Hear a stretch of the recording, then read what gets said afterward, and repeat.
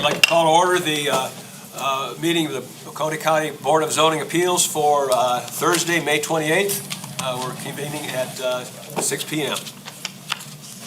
Let me make a brief statement about how we're going to handle this meeting. We obviously have a lot of people in attendance who want to have some input in the meeting. First, I want to say that address your comments only to the board, only to us. Please do not talk among yourselves. Don't talk to the applicant. Don't try and address questions to anyone or statements to anyone but the board. Everyone's going to be able to speak. I want everyone to have the opportunity to address the board. We'll do it in an orderly fashion, but I want anyone who came here who wants to speak, we'll give you the opportunity to speak. The applicant is going to have 10 minutes to state his case and present his application. We'll then give anyone who wants to talk for or against the proposal 5 minutes to state their case. Now, if everyone uses 5 minutes, we're going to be here a while. So I'd encourage you, if you've heard your case before you, I encourage you to come up and speak, but please don't restate the case. Please say, hey, I support what's been said before about whatever, and leave it at that, as opposed to taking your full 5 minutes to just rehash the same things we've already heard. We've had considerable input from emails, and so we're conversant with many of the objections and many of the issues for and against the proposal. So limit the repetition, please. Some of you have sent long emails to us. We've certainly had the opportunity to review those emails. There's really no need to stand up and read the emails again. If you want to summarize it, that's fine. I want to give you the chance to say what you want to say, but please, again, consider everyone here in the time.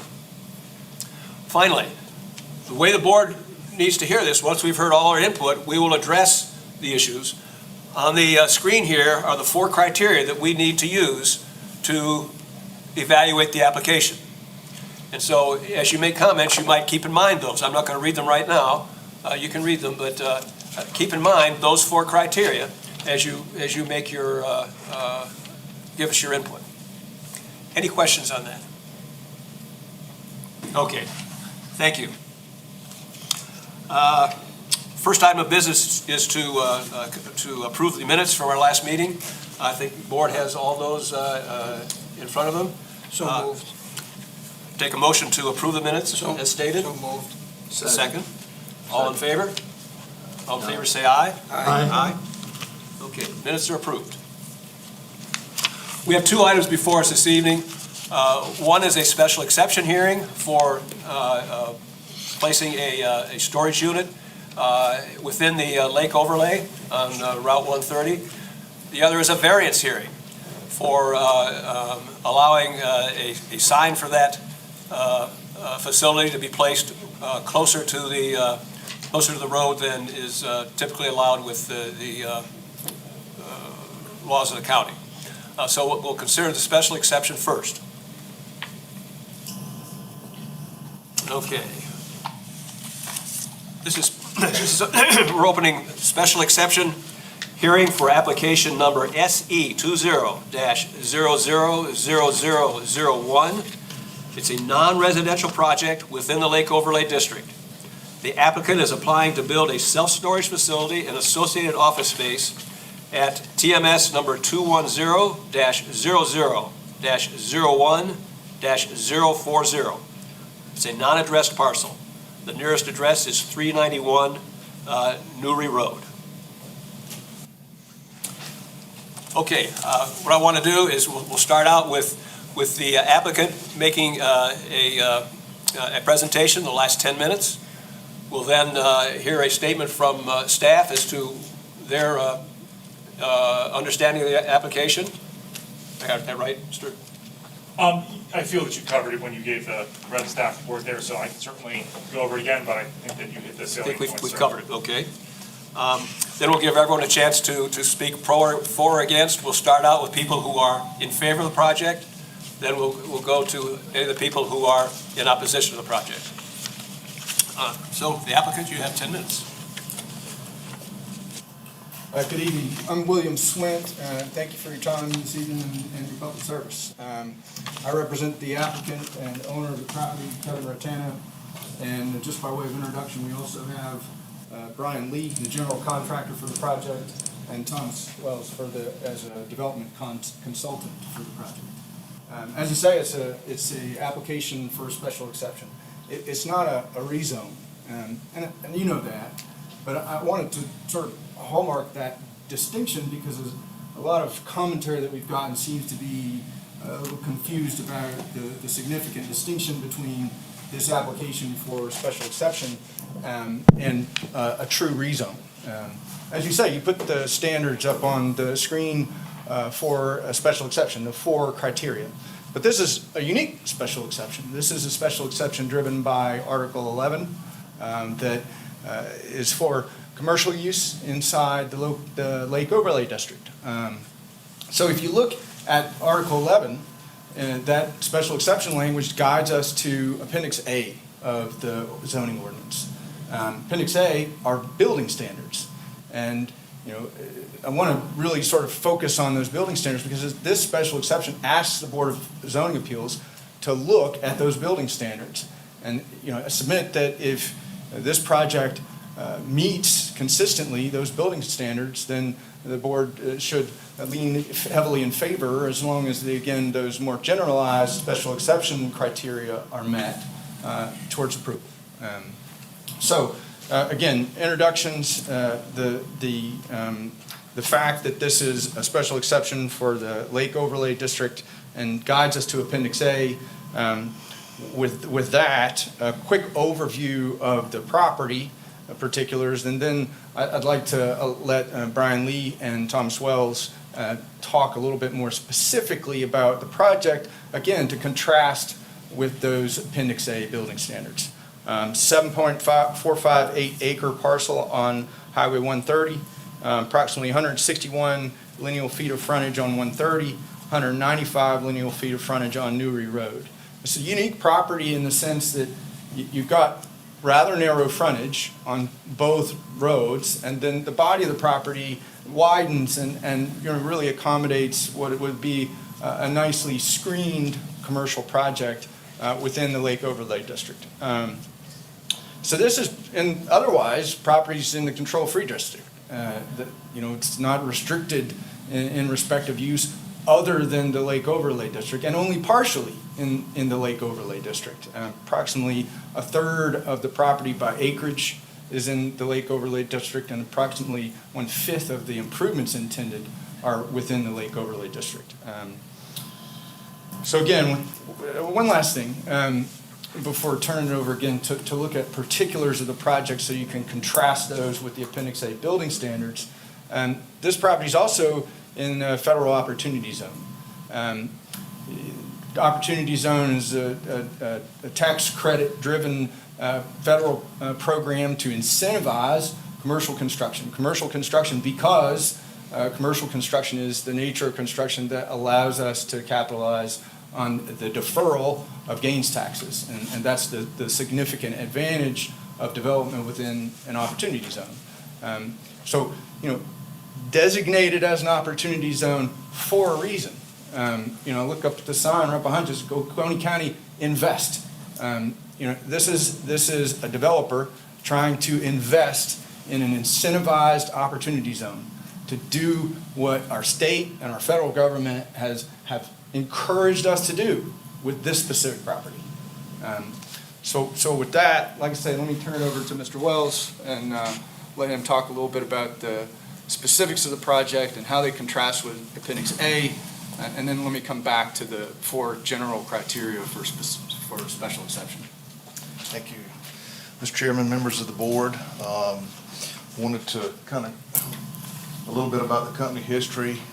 Mr. Rotano has been in the storage business, he and his manager, for 20 plus years. Current locations down in Stevens County, just south of Toccoa. And their priority is run the cleanest, safest, best customer service, storage facility in the market that they serve. Mr. Rotano's been a resident of Oconee County for 38 years. This isn't a corporate, entity coming in to Oconee County. He and his family are vested here. He had a small business, ran for 23 years before he got into the self-storage business, and his wife is a school teacher of 19 years here in Oconee County Schools. The primary objective, the company's objective, highest quality, storage service in the community that they serve, provide the cleanest, safest facility, and maintain each one, with, beautiful manner and, again, superior customer service. Storage facilities inherently, we think of them as what we call a Generation C or D version, which was, people ran garages out of those facilities. They were back in the back of an industrial park with barbed wire fence around them, et cetera. For the last 10, 15, maybe 20 years, there's been a huge evolution into the product that Mr. Rotano is proposing, to do here on Highway 130. More climate control, this case 100% climate control, less of the roll-up doors, 0 doors here, in order to more of a office look to the facilities.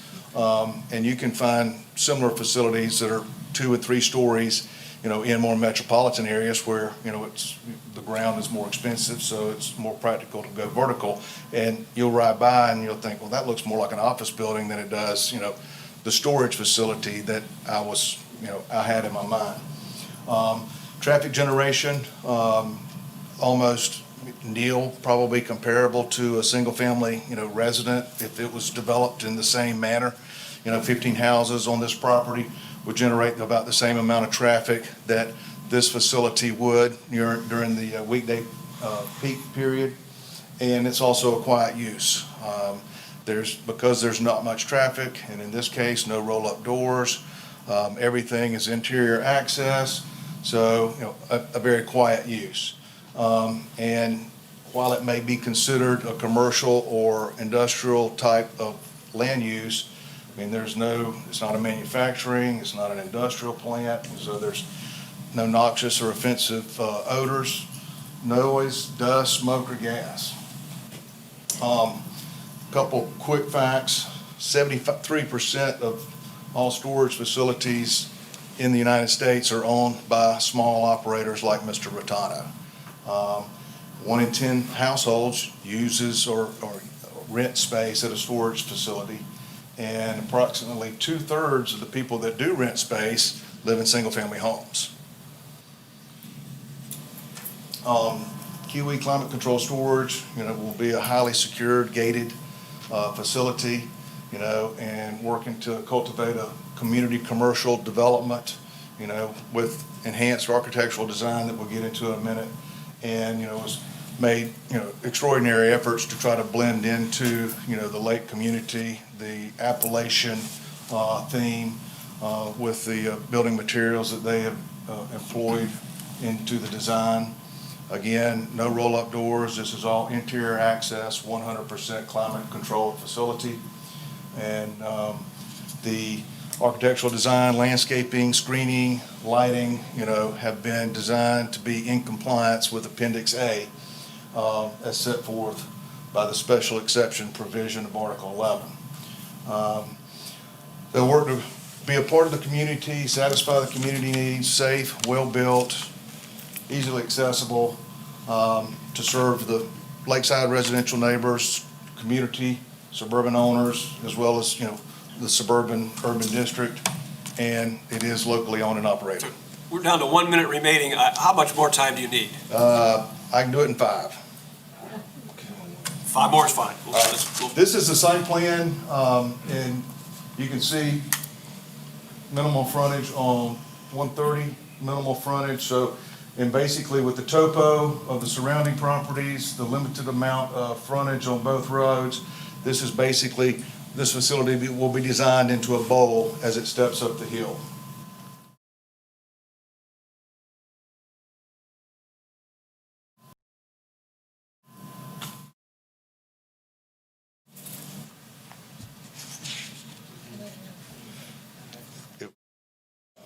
More ground, sir. There we go. Try to deliver again if you wouldn't mind. Back up one. This is a view of the office, front elevation. This is a view of the office facing the street. And this is incorporating an Appalachian area stone that is quarried in the Appalachian Mountains. And then the colors for the remainder of the building components, the vertical board and batten siding, trim, et cetera, playing off of the colors in the stone, trying to create a nice looking project. Office plan, nothing special here. A customer service area, office for the owners, a storage area, 2 restrooms and a break room.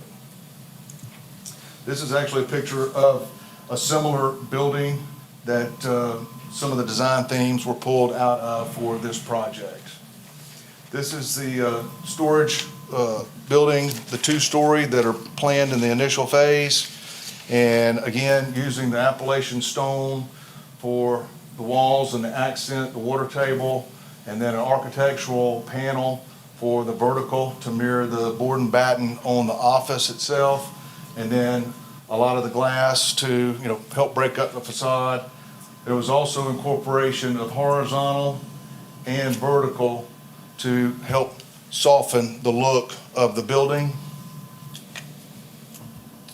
This is a perspective from the, if you were parked at the driveway, what you might see looking up into the facility. This being the office, the sign, and then the storage buildings in the back. The office being about 100 feet off of the road itself, and the storage building at the closest point here in this corner, about 200 feet off of that road. You want to? Yeah, because I think we're running short of time, I do want to touch on the 4 special exception criteria that the board focuses on. The first being consistency with the comprehensive plan. As you know, the new plan was adopted March of 2020. And, when you look at this property positioned relative to the massing around it, what you see is that it's an island within suburban transitional. Suburban transitional being characterized by existing infrastructure and susceptible or appropriate for a density of development and uses.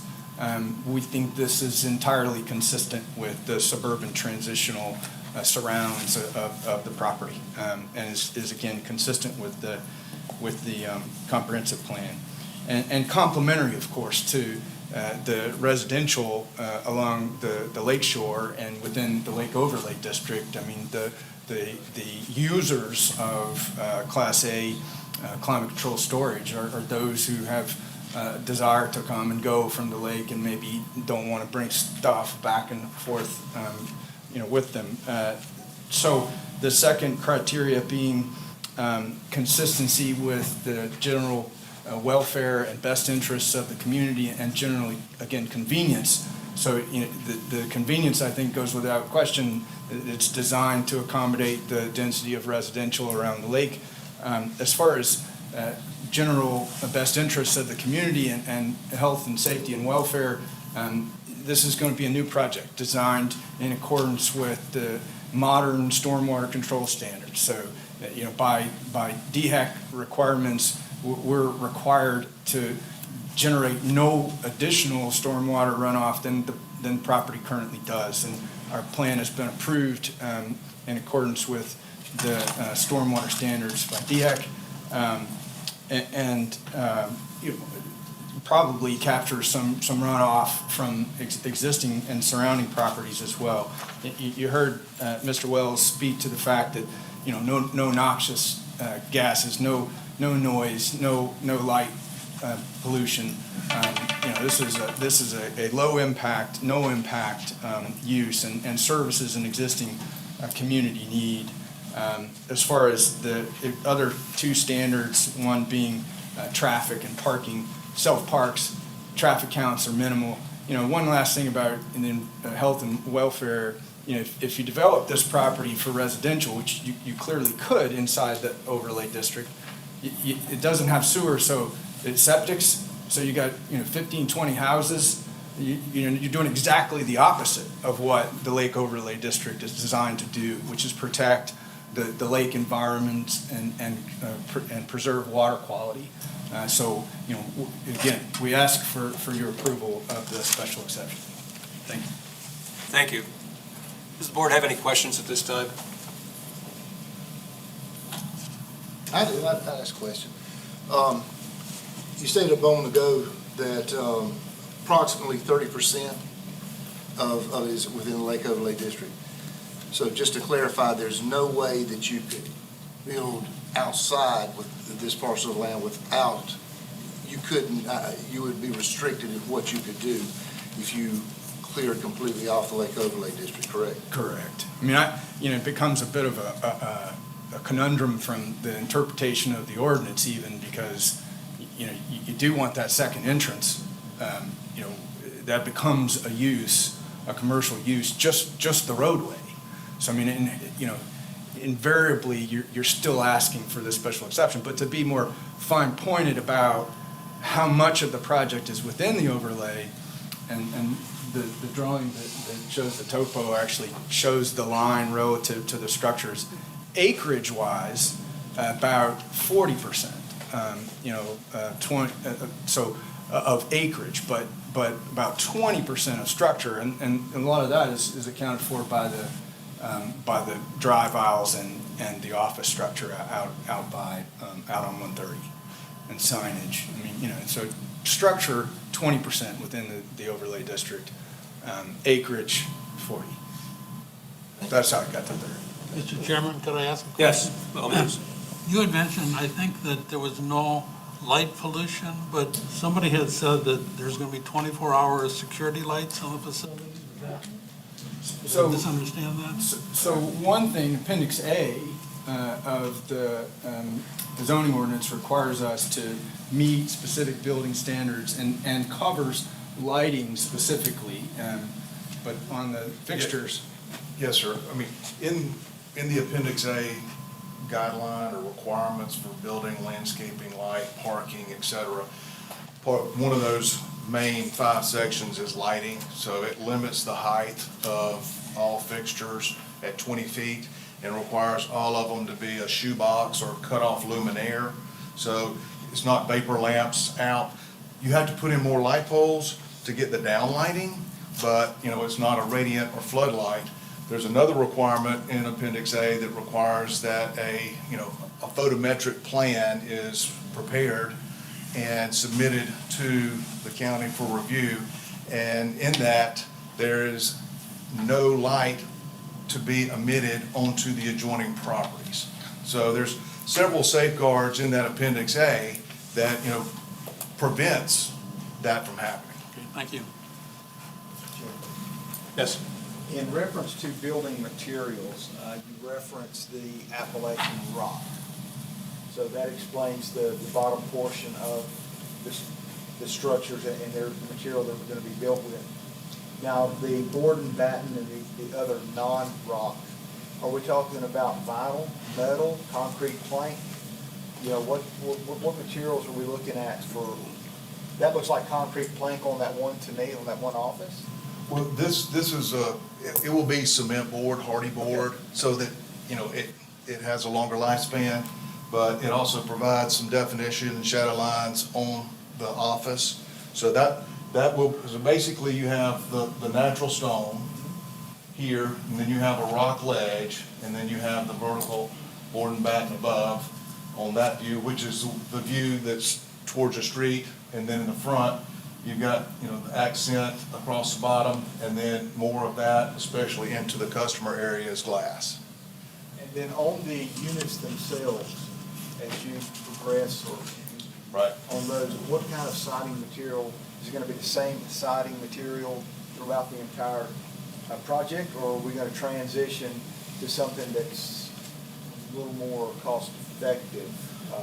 Well, I don't know that it's cost effective, and Brian may be able to address that, but the design throughout the project will still incorporate this, and it's not a faux stone, it's a natural stone that's quarried in the Appalachian region. Then these vertical panels are an architectural panel, so it creates the same seam to match the office, but you're able to make these panels longer, less, joints, provides a cleaner look, and then, but they have an interior clip. So what you're seeing is the vertical panels, with that shadow line at the seam of the butts, and then a parapet cap, where we bump that up along the top, and then again, the glass, throughout, on that second level, facing towards the street or office. So for clarity, the architectural panel will be constructed of what material? It's, the outer shell is metal, and then they have an insulation on the inside, so it basically comes as, one piece, and you get the benefit of exterior protection as well as the vapor and insulation. But it's not your, pop rib metal, it's a lot higher quality product. Thank you. Any other questions from the board? Thank you, gentlemen, appreciate it. Okay, I have it here, three people signed up in favor of this proposal. If you would remember my admonition, please keep your comments as short as you can. You have 5 minutes, and we'll go from there.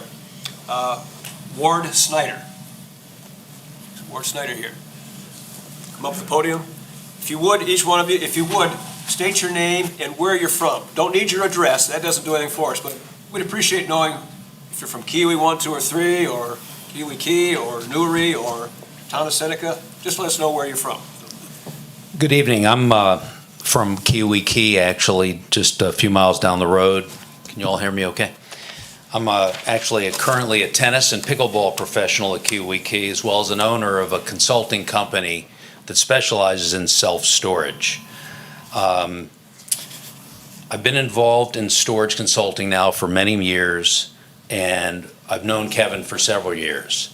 And I can tell you, I've looked at many, many facilities over the years, and Kevin's, not only is it called first class secured storage in Toccoa, it is first class. I've never seen one as clean and nice as the one I visited with Kevin. A site visit at Kevin's facility would show how clean, neat, quiet atmosphere, no deferred maintenance whatsoever. In fact, I talked to Kevin, I advised him a while ago about adding trucks, boats, and RV for added revenue, and Kevin flatly turned me down and said, no way. And when I asked him why, he said he just didn't like the look. It wasn't copacetic with what he wants. Though it's important for the bottom line, Kevin's not just about the bottom line. And that was very interesting, and I'll never forget that, because it would have added a lot of revenue. But adding trucks can be complicated, and more traffic, et cetera, and boats, and Kevin doesn't want that. And he never wanted that, and from what I understand in this facility, he's not going to have that as well. As I say, the bottom line, Kevin is not just driven by the bottom line.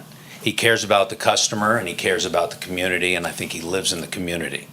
I have no doubt of Kevin's integrity and ability to deliver a first-class facility here.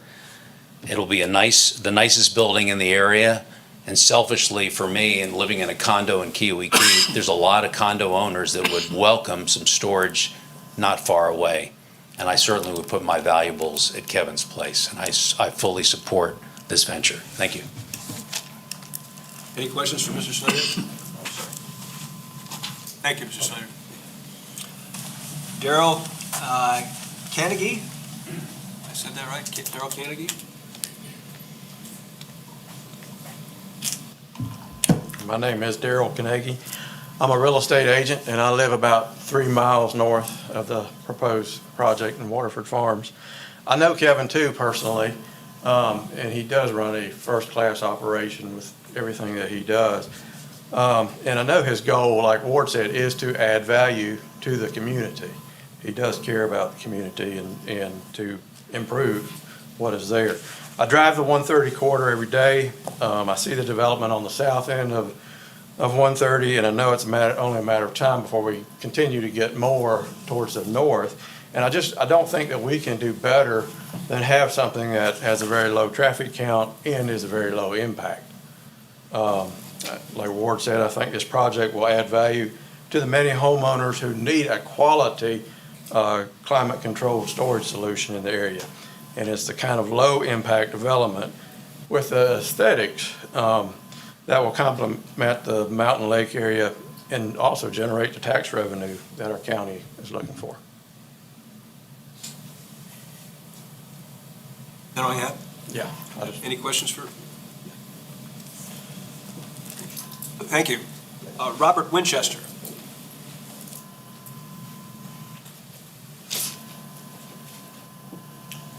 Thank you, Mr. Chairman. My name is Robert Winchester, and I reside in County Council District 2, and this is the Walhalla District. And I'm retired Executive Director with the Joint Regional Sewer Authority, Oconee. And I want to thank you for the opportunity to speak here. I'm going to echo a couple things that I've heard already. I'm here to support Kevin Rotano and his project. And of course, I've looked at the conceptual designs, and I've known Kevin for years. We're on the tennis team, played tennis together. And he's been a conscientious businessman over the last 20 plus years. Had a business here in Walhalla for a number of years before he built the project over in Toccoa. And this project, in my opinion, is a first-class project, even though it's not named first-class storage like his place in Toccoa. But it's attractive, functional, and it serves the needs of the community for climate-controlled storage. One of the pluses, and I heard someone say, it doesn't impact sewer. I was in the sewer business for 37 years, and it doesn't impact utilities, water or sewer, which is good.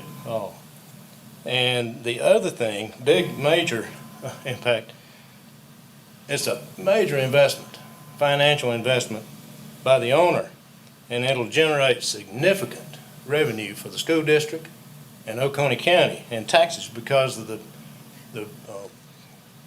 not zoning, but the assessment change from what property we used for before and basically what it would be used for in the future.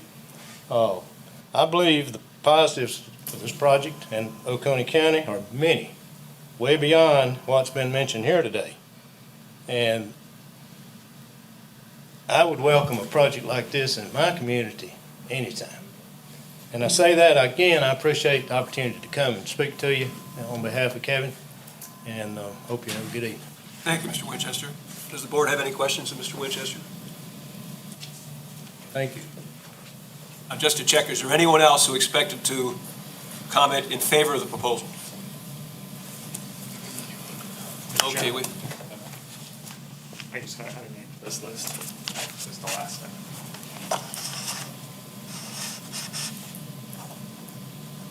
I wrote it kind of quick. Gary owns it. Okay, thank you. Okay, first person on the list is Barbara Bowman. Is Ms. Bowman here?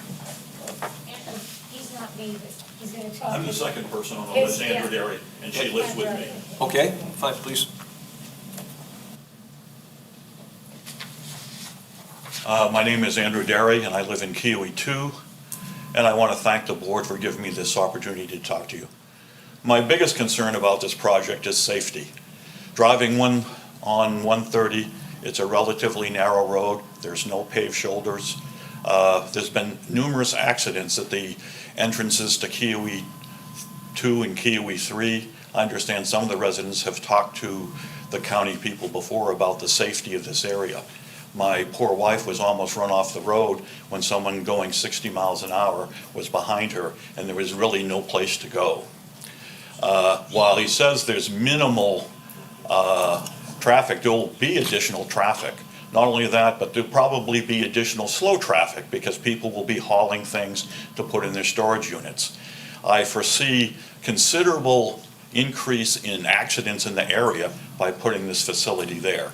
And I see that there's no mitigation for that area for the safety of people on that highway. and it is dangerous now, and I see it becoming even more dangerous. So that is a major concern. The other concern I have is the rural nature of the area. Past Old Clemson Highway, there's no commercial items whatsoever for many miles down in the road. This would be a commercial area beyond Old Clemson Highway. It would seem more appropriate to put it on the other side of Old Clemson Highway. Also, substantial number of trees. It's a heavily forested area.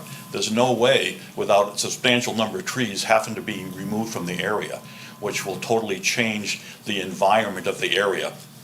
And it will no longer be in a rural nature, is one of the reasons why I moved to Lake Kiwi, because I really enjoy the rural area and you feel like you're out in the country. That's all I have to say. Thank you. Thank you, sir. So, Ms. Bowman, you are not going to speak. I would like to wait and see what everybody else has to say. I may have one word at the end, if that's all right with you, sir. You can cross me out and put me at the bottom. I Okay, figure everybody else is going to say I'll give something. people an opportunity to speak at the end if they want to. Thank you. Martha Steele.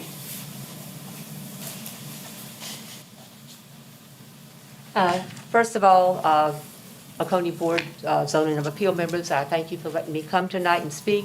I'm going to take this off so I can speak a little more clearly, if it's okay. I reside in Kiwi too, and I'm here today to address the issue because I feel this would negatively impact not only our subdivision, but definitely the lake. And I'm speaking also not only as a resident of Kiwi 2, but as a citizen of Oconee County who has worked as a volunteer for COBA for 10 years, going into the schools, mainly third grade, but I've done first, second, third, and fourth, trying to have our students understand the problems that can be caused by litter and by spillage and other things. One of the things that I stressed when I talked with my students was that Oconee County is a watershed area. Anything that comes up here ends up down here. Things that, if they're hauling things back and forth from different places to go into the storage unit, this was last week, a week after our subdivision had picked up litter along the road. Took my husband and myself half an hour to go pick up all of this. Papers strewn all up and down the highway in front of our subdivision. There is no way that a storage unit like this can control all of the things that are put in the storage unit. We don't know whether there'll be oils, contaminants of any sort put in there. They leak sometimes. They can leak out of the storage unit onto the soil down to the water to spoil our lake.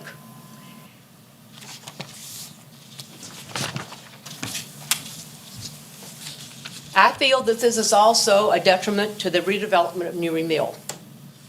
The May 8th Journal story on the mill describes the mill project as, quote, a significant undertaking with public and private partners working together to preserve and enhance a unique piece of upstate history, end quote. A storage unit would not be compatible with a historical district. Also, I cannot believe driving by a huge storage complex would be a welcoming sight to anyone considering purchasing an apartment in the redeveloped mill. Certainly, the storage facility would detract rather than enhance the unique Newry character. One other thing, when I look at this perspective from Rochester Highway, the sign that was posted along Rochester Highway, nobody in our subdivision saw it until I was out on May the 9th picking up litter. And that was my piece of the road to pick up litter. Standing on the road looking up there, and my eyes have been tested lately at 2015, I could not read the sign. I had to climb up a steep embankment, which I slipped on many times. This looked like it's all flattened down. They're going to take away half of the land, to put this, development in. And, everything up there is higher than the road, than the lake. It's all going to go downhill in a watershed.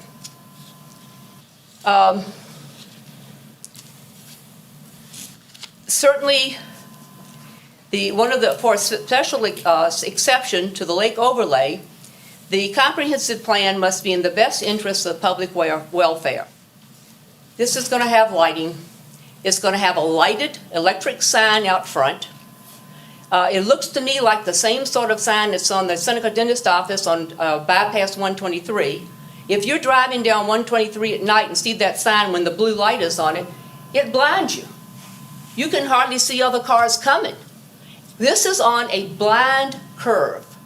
Within less than 4/10 of a mile, because I went and drove it and measured it, there are already KOE 1, Newry, KOE 2, 2 private drives, KOE 3, and just beyond that, the Sailing Club. That's a lot of entrances and exits in about 4/10 of a mile. I cannot see how this can be safe at all.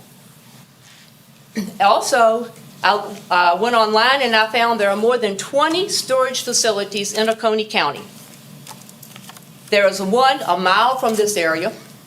There is one 2.2 miles. I called these storage facilities, several of them, and they all have units available. Not a one is full. And of utmost importance, the proposed project is partially inside the Kiowee-Jocassee Lake overlay, with 5 out of the 8 structures either totally or partially within the lake overlay.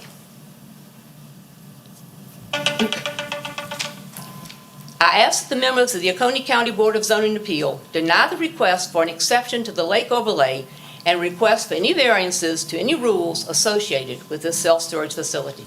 Thank you very much for your time, your attention, and your concern. Thank you, Ms. Steele.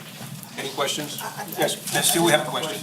You have done a lot of research, I certainly have. and I appreciate everything. You brought out some great points. I do have a question. Yes, sir. Trying to compare apples to apples here when you talked about the other facilities.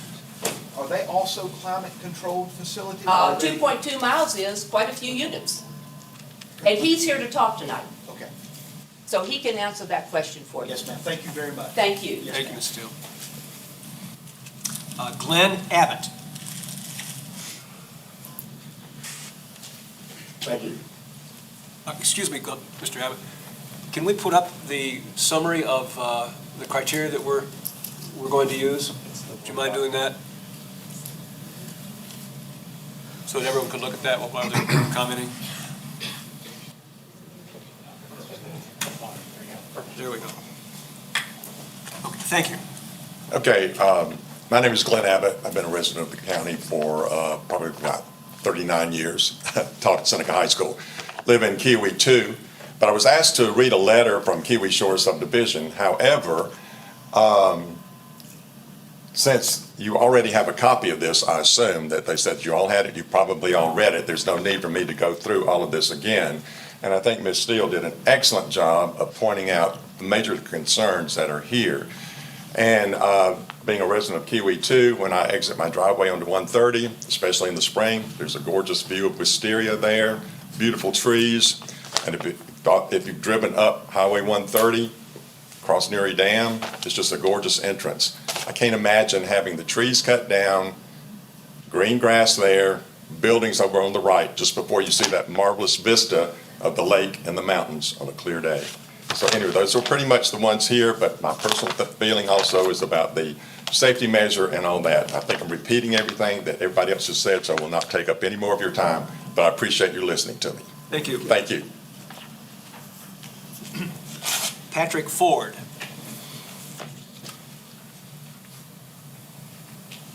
Good evening. Thank you for allowing everyone here an opportunity to speak their piece. We appreciate it. A little bit of democracy in action is a nice thing to see, a nice thing to experience. My comments are basically subjective in terms of the pressure I think you are under to attempt to make the kind of a decision that doesn't overturn or denigrate the work that the overlay task force was commissioned to do. And to that point, I think that we could all agree that the petitioner, in this case, is a nice guy that wants to do something, is willing to take a chance and invest his money into doing it, wants to help his family, wants to help the neighborhood, etc. but I didn't hear one thing of an analytical or an objective basis to justify what I consider to be kind of a perversion of the use of that property into something with such a narrow, potentially unneeded usage as the construction of this facility. The adverbs and adjectives that come out in conversation sometimes when one party wants to convince another party that what they want is reasonable and justified would lead us to believe that your approving of this could be appropriate, but it wouldn't be. Because I don't care if they build this building out of new stones or old stones. I don't care what kind of light bulb they use. I care about what it is that is going to happen to the quality of the life within the zone of that facility. And I have heard nothing to justify there being any approval for this request.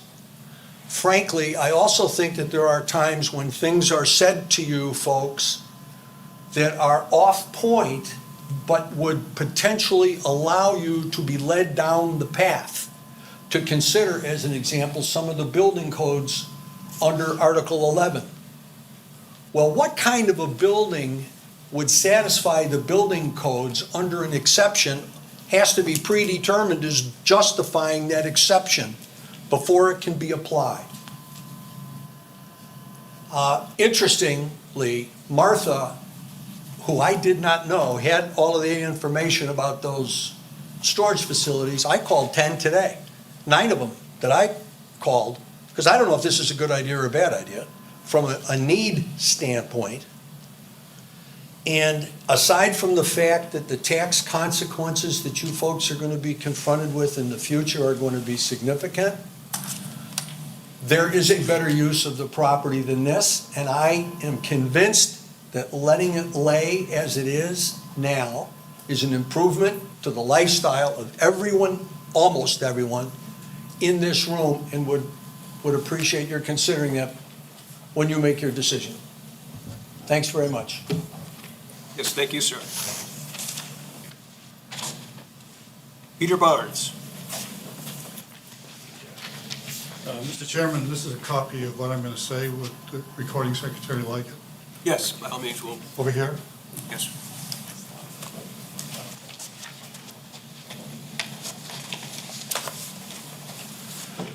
I am the currently highly paid president of the HOA of QE1, QE2, and QE3. I'm here representing 150 families, 150 homes. As residents of QE1, 2, and 3, we're really writing to let you know our deep concerns regarding the building of this significant storage unit so close to 130 and this bright sign that is being requested also. Of great concern is that great concern of the project would it be that it partially built within the QE-Jocassee Lake overlay. In fact, 5 of the 8 structures would be completely or partially within the overlay. I won't say any more about that. You've already heard it. Moreover, we strongly object to a variance of any kind that places any commercial building or office space in this, basically what has always been a residential zone. We feel this project is detrimental to our neighborhood and clearly not the best possible use of this property. I went to the website for the county, and the assessed value of the homes in QE1, 2, and 3 is more than $75 million. That's a lot of property tax. And I can't see this. Can I take this out? Sure. Now you can see me. I can't see how this could possibly enhance property values. I can see it lowering them. Coming down the highway and looking like you're driving into, no matter how beautifully it's done, you're going to look like you're driving into a industrial area. I agree with the previous speaker. It's very pristine right now.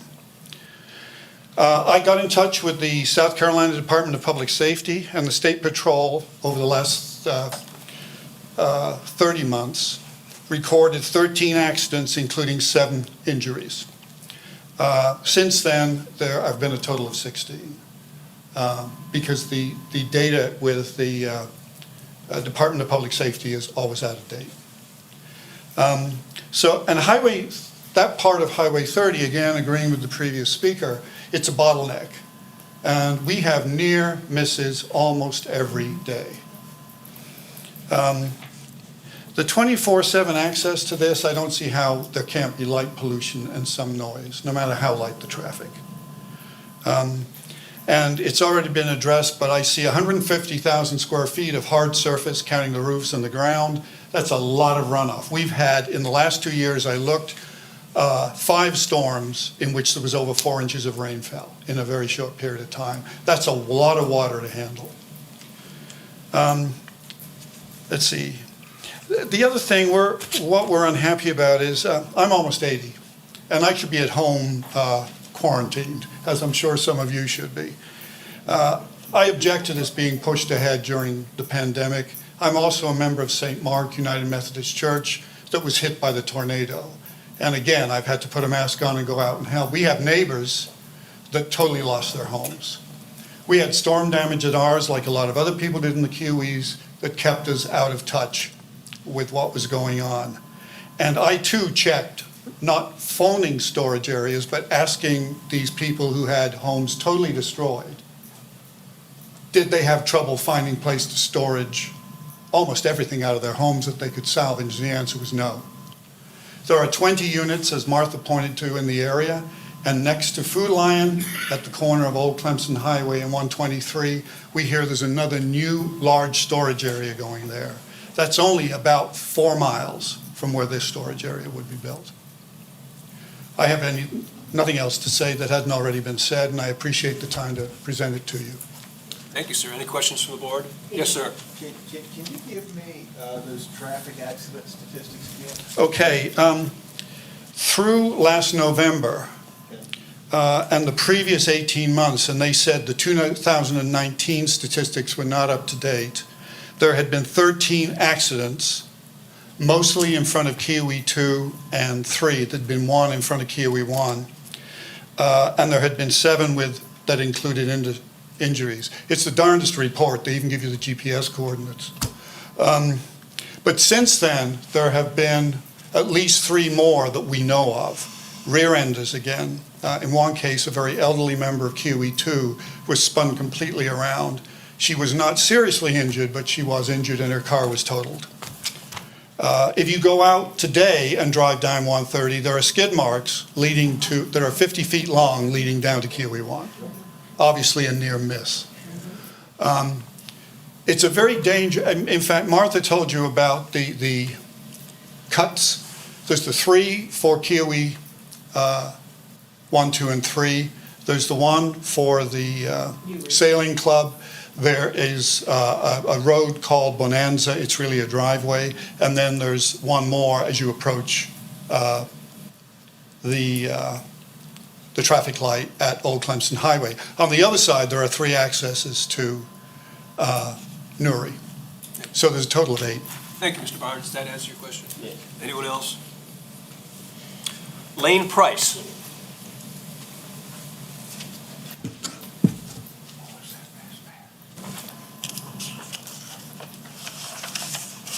Thank you so much for having me tonight and allowing me to speak. Council members, county employees, and attendees. My name is Lane Price, and I appreciate you giving me this opportunity before you tonight. I come tonight as an Oconee County resident who lives in Waterford Point, and my parents live in Kiwi subdivision, and my father and I are storage facility owners, so I think we hit every gamut of what we're talking about tonight. My father and I own a storage facility in a fully commercial zoned area 2 miles from this proposed facility. We have 100 climate control units and 100 dry storage units. My father started building this business in 1991 and added climate control units in 2004, which do offer very nice, well-kept, and safe storage for everyone, including those living in lake communities. And in fact, to kind of compare apples to apples, Mr. Lee actually built, that's proposed to build this facility, actually built our climate control units.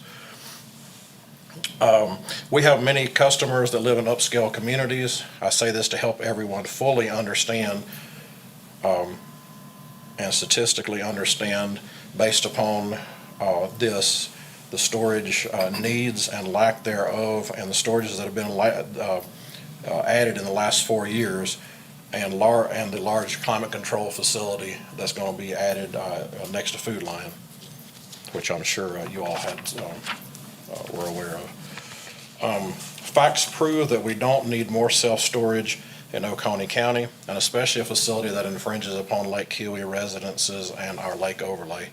There are at least 20 active large self-storage facilities in Oconee County, with 4 being within 2 miles of this proposed facility and 12 being within 6 miles. These 20 facilities offer approximately 4,000 units, and of those, approximately 1,200 climate control units, not counting small facilities that business owners have and rent on the same property as their other businesses.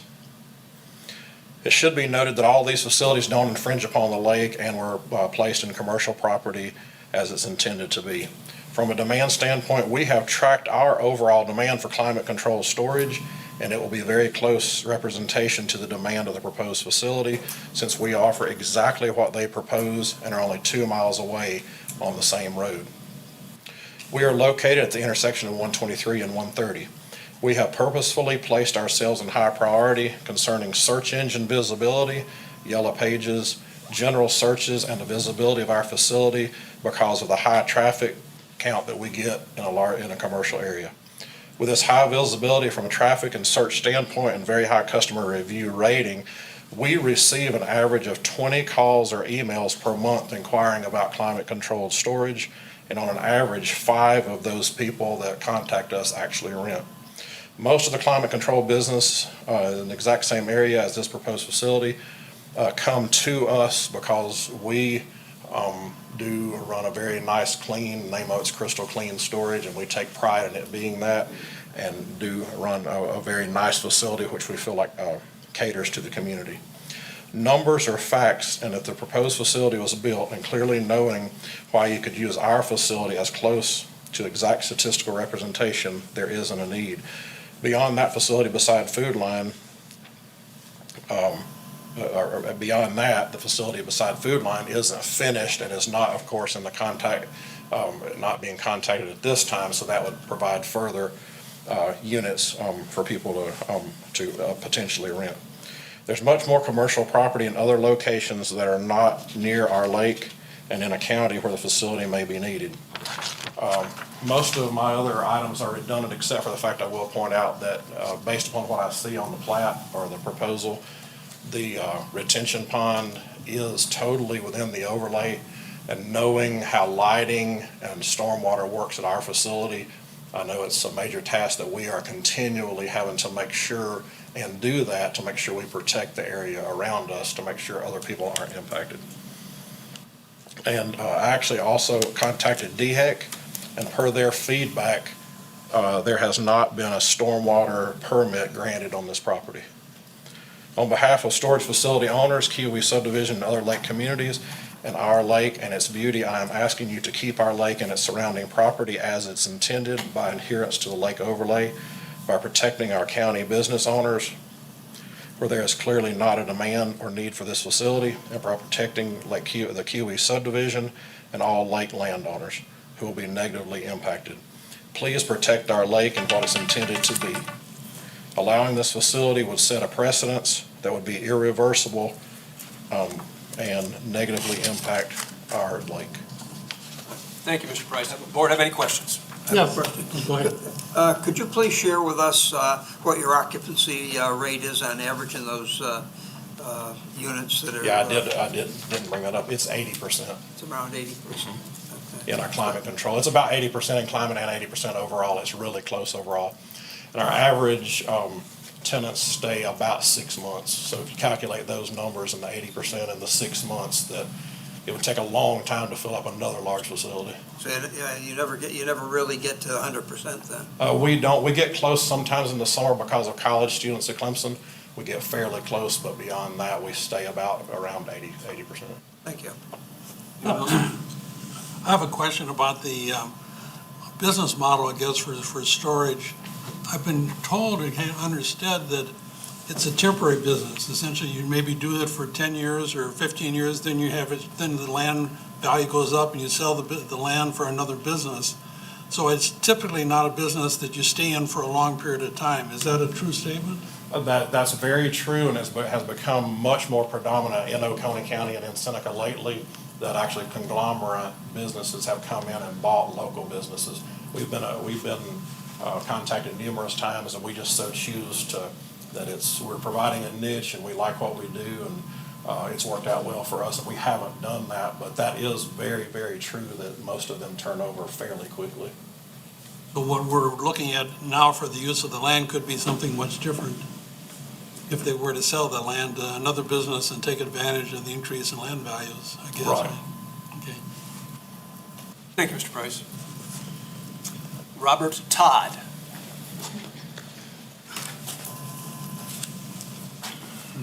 Name's Robert Todd. I live in Kiwis 2. Lived there for 35 years. The biggest concern, and a lot of things have already been covered, but my big concern, and been working with DOT, is the safety factor. Stanton Drive in Kiwi Lakeshore is a very dangerous intersection. The reason for that is people who use that section of road exceed the speed limit by 10 to 20 miles an hour. And I'm talking log trucks, 18-wheelers, dump trucks, and local residents. Because it's from the light at the top of the hill, I mean, it's downhill all the way to the viaduct. You know, we don't have enough highway patrol to sit there and monitor this on a daily basis. The other issue is, again, it's residential. Why is it residential? It's residential for a reason, to protect the lake. As I say, living in that development, I lived there 35 years, kind of like the way it is. I don't feel we need to have any more traffic. And you can say, well, it's not going to add traffic. It's going to be quiet. But as time progresses, traffic's going to get worse. And thank goodness he's decided not to have boats and RVs parked in the storage area. But this, to me, this is important. Safety is, you know, we've talked about, been many, many accidents, and we've been fortunate nobody's been killed as of yet. And again, you don't believe it, go down 130 and you can see the skid marks. It's almost a daily basis. I talked with one of the highway patrolmen about the situation. He said, oh, I know exactly what you're talking about. He said, I grew up in Newry. So, you know, I think the big thing is the factor is to protect the residents. I mean, this has been a residential community for over 40 years. I see, you start commercializing the area, our property values are going to go down the tube. And I didn't stick around for 35 years for that to happen. But, you know, appreciate you listening, taking the time. But as I say, I hope the board will make the right decision with a firm no, because I'm totally against it. Thank you. Thank you, Mr. Todd. Any questions for Mr. Todd? Let me see. Red Gardner. Mr. Chairman, can you please post that picture that I asked you to post? Hi, folks. I live in Newry. I'm the closest neighbor next to this guy who wants to put this thing in. I don't want it. It sucks. I don't care about the flowery language he wants to use about how pretty it's going to look and all that. All I know is it's going to cause more traffic, more noise, it's going to be a heat sink, going to have a water runoff problem. I got a mini storage facility right now and it ain't even full up. Y'all talk to Jason Smith. He's just put a 40,000 unit in on Shiloh Road. It ain't full, and he's putting another 40,000 in on Shiloh Road. It ain't full. Something y'all may have overlooked. That's where I live. This right here is a nature conservancy. It's held in a trust. So is this, and so is all of this. Do we want this crap in here? I don't think so. Y'all see the people out here. That's democracy. That's the majority. Listen to the majority. It doesn't matter what your flowery words about your little criteria means. It's what the people in the neighborhood want. We don't want it. Thank you. Any questions for Mr. Gardner? Thank you, sir. Karen Lederer.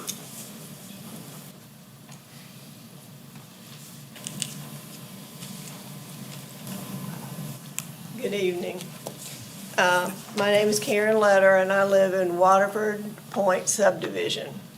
And when I found out about this from one of my neighbors, I got on the county plat and on the website and looked at everything that I could find out about it.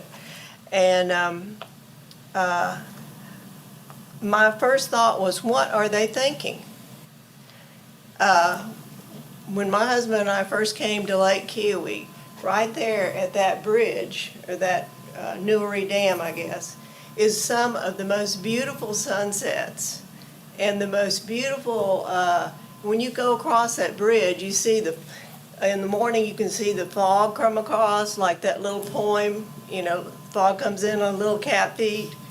And you see the sunsets and the water turns pink. And I thought, who would think that putting a storage unit in that area would be a good idea? The other thing is, that particular causeway has two places where you can pass another car. I mean, it's a two-lane causeway. So you're taking a two-lane causeway where people can pass each other. You're having trucks come in, U-Haul moving trucks try to come in. And all this is going on this, in houses that are fairly close to the road on the other side. And some of these houses are $1 million houses, and you're putting storage units on the other side of the road. Once again, what are they thinking? I would like to see that this area would remain residential and that we can all enjoy it and enjoy the nature that we have left in this area. It is I've been all over the world, and the first thing when I saw this lake is this looks like a Swiss mountain lake. And I live in Waterford Point, right at the end of Waterford Point on the lake, and I can see the causeway. That means I'll be able to see these storage units. And I live quite a ways away. So everybody else that's all the way up that lake is going to see all this. And that's not really why we moved here. Thank you. Thank you, ma'am. Mr. Chairman? Yes. If I may. Because we limited number of people inside here, we do have some people waiting to come in. Can you hear me okay? Yes. So if either we can ask 5 or so of the people who've already spoken to leave, so 5 more people can come in, if they're willing to? Sure. All right, excellent. Sir, may I make one more comment before I leave? I want to rebuttal from something that they said for it. No, we can't do that right now. Okay, I'm sorry. Maybe come back at the end? I'll give anyone a chance who wants to make comments at the end to have a. Okay, that's fine then, thank you. Thank you all for understanding. Thank you. Thank you, folks. Do appreciate your cooperation. It's very helpful. This was a copy of the letter. I was supposed to put that there. We have a copy of it, but I want to give it to you. Thank you.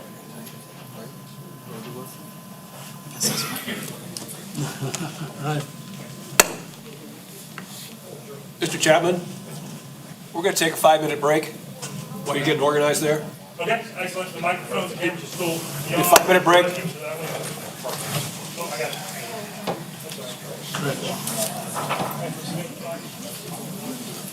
5 minutes, guys, not 6.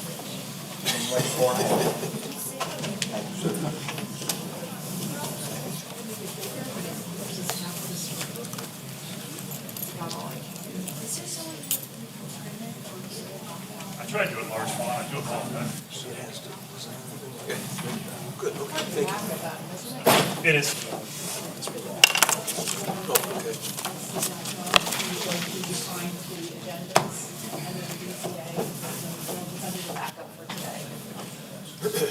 I want to give everyone a chance to say what they want to say.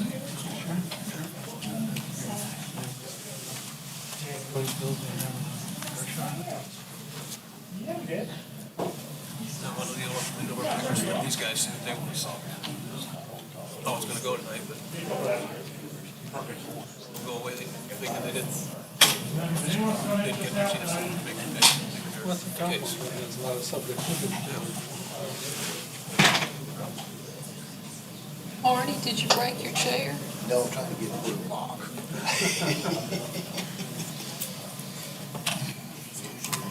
Want a different chair? I just laid it up. Whoops, time's up.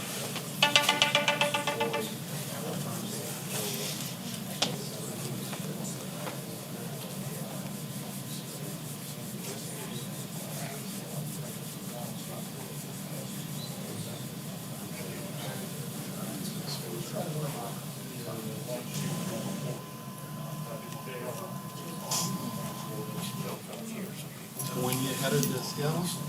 I'm waiting for him to tell me. Oh, okay. Okay.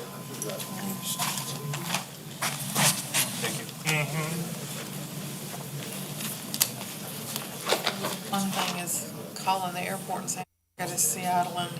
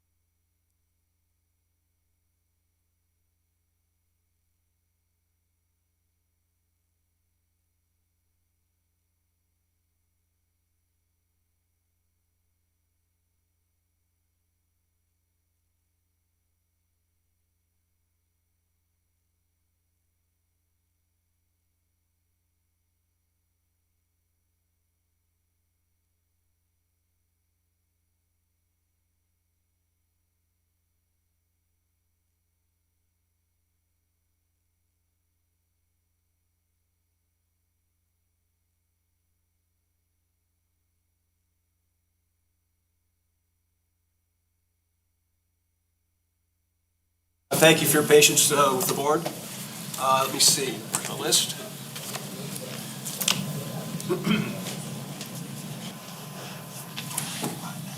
Karen Leonard. So I did Karen Leonard. I'm very sorry. Robert Moore.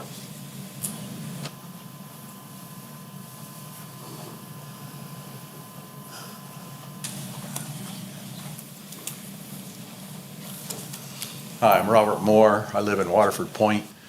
I was an original member of Destination Oconee, whose purpose was to make recommendations to county council on how to make Oconee County a better place for residents and business. We came up with Think Oconee. I think anybody that, it kind of amazes me that nice people, intelligent people, can look at those 4 criteria and come up with 2 totally different opinions as to what's what. I got 0 for 4, I'm telling you. It's not in the spirit of what the overlay. I've got a petition here that you got earlier with 233 people who signed who are in opposition to this. So it's not in the best interest of the community with these people representing the community. I'm not going to get into the economics. I think that's been covered, and I think the guy would be better off going somewhere else. The lake overlay was created to maintain the natural beauty, and that's not going to do it. And you guys are sensible enough to see that.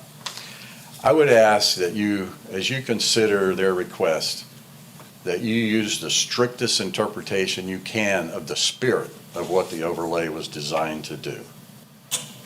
Make your decision on that, and I'm good with that. Thank you very much. Any questions for Mr. Moore? Dale Wild.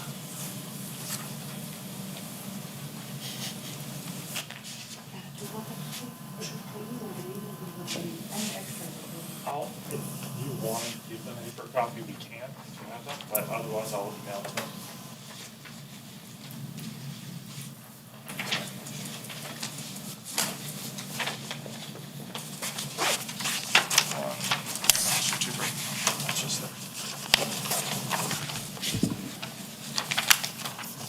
Mr. Chairman, members of the board, my name is Dale Wild, and I am president of the Friends of Lake Kiwi Society, more commonly known as FOLKS. We are a 501c3 located at 4065 Kiwi School Road in Seneca. I myself am a resident in Pickens County, but I'm here on behalf of FOLKS, which is in this county. Since FOLKS founding in 1993, we focused our mission to the preservation, the enhancement of Lake Kiwi and its watershed through advocacy, conservation, and education. We have nearly 1,000 members that reside in the upstate, and by far the majority of them live in this county. I am here to express my concerns on behalf of the FOLKS board and our members regarding the proposed development of this acreage on undeveloped land that is located partially within the protected Kiwi Overlay District just off Route 130 and Newry Road. This only was recently brought to my attention as the signage for the proposed project was tucked away off Newry Road. I had to go looking for it. In my opinion, this was a rather obscure location for posting such an important request for a variance that would impact a significant neighborhood in that area, as well as require construction and site access off Route 130. I have reviewed the proposed development plans and the variance request. So if you put that picture back up, that was the picture of the building from the road. Because it was actually worse than I thought it would be. It was just so remarkably noticeable from the road. So I reviewed the proposed development plans and the variance request. I've also reviewed the Lake Kiwi Overlay District detailed in the County Code of Ordinances. And per the ordinance, and it's important to state this, the district is designated to be an area 750 feet from full pond contours of the Lake Kiwi and 100 from Lake Jocassee. And this overlay area is intended to protect the water quality, to maintain the natural beauty. I'm not getting that.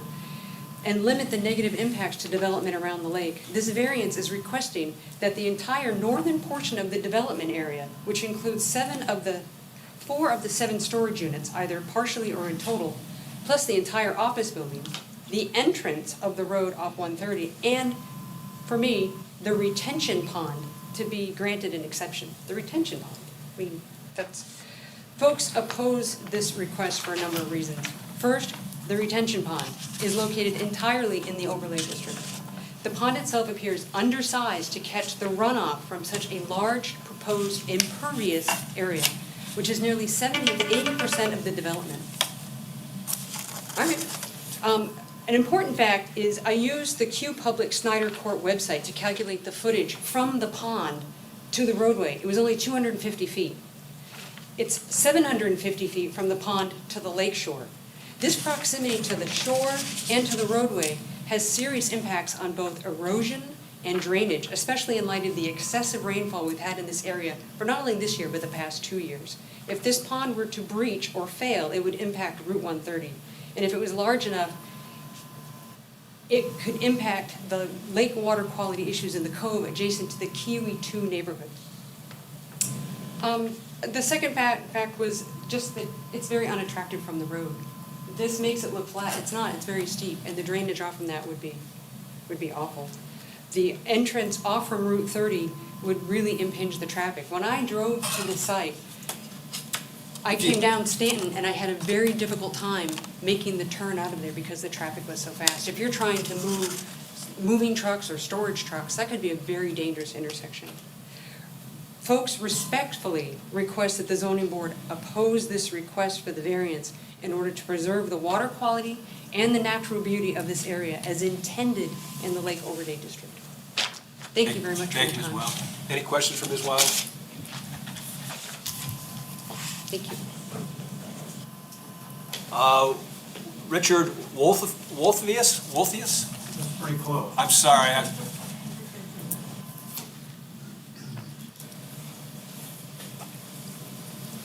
I'm Richard Woltheis. I've lived in Kiwi 2 subdivision for 32 years. My largest concern with this project is the traffic problem. I have had 3 very close calls driving northbound down the hill to turn left into Kiwi 2. If there's oncoming traffic, you have no choice but to stop and wait. And the first event was with a log truck loaded, all tires smoking, coming out the rear end of my car. Fortunately, that person took the ditch and not me. The next time, not too long ago, was a pickup truck, people coming down. They were good drivers. They took the ditch and somehow managed to get back on Highway 130 100 feet further down the road. And the other occasion was with a sedan and a young person. It's been a problem for a long time. The advent of cell phones has made it worse. People are watching their cell phones and they're not watching people turn. We that lived there for a long time turn our turn signal on at or before Kiwi 1 in order to turn into Kiwi 2. But sometimes that's not good enough. Often the police officers or the highway department will tell us when we ask for a turn lane or a traffic signal or a warning light, probably not going to be able to do that unless somebody dies. Think about that. Somebody's got to be killed at that intersection before they will fix it. I'm pleased that Newry Mill project is happening. I think it's going to be the only chance that Newry has to really grow and prosper. But it's going to put a lot more traffic on and off Highway 130 at Stanton Road. And that's only going to make the problem worse, not better. This project added on to it is going to exasperate it more.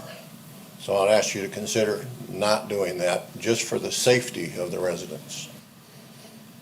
Thank you. Any questions, board? Thank you, sir. Shelby Dodson.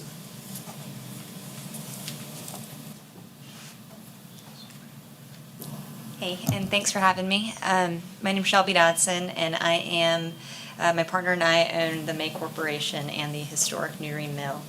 Could you I didn't hear what you said.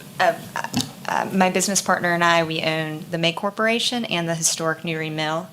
We are the ones investing $60 million in the restoration of that historic area. We do about 1 textile mill a year. Last year, we did plush mills in Greenville, and we didn't choose this project lightly. We chose it because of the natural beauty of the area, the recreational opportunities in the area, and then also because the entire village is preserved really in its original state, and it is also on the National Registry, which is very rare for the whole community to be there. And this is the entrance into Newry. When we chose this project, we had some comfort in, the protection of the area based on the entry being in the Lake Overlay District. And we feel that self-storage would negatively impact our efforts in revitalizing this community and also the natural beauty. We are making efforts to enhance the recreation by adding walking trails around the lagoon for the public and several other public amenities. And we just feel like this is out of context with that area and the residential nature. Thank you. Thank you. Any questions? Thank you. Gary Owens.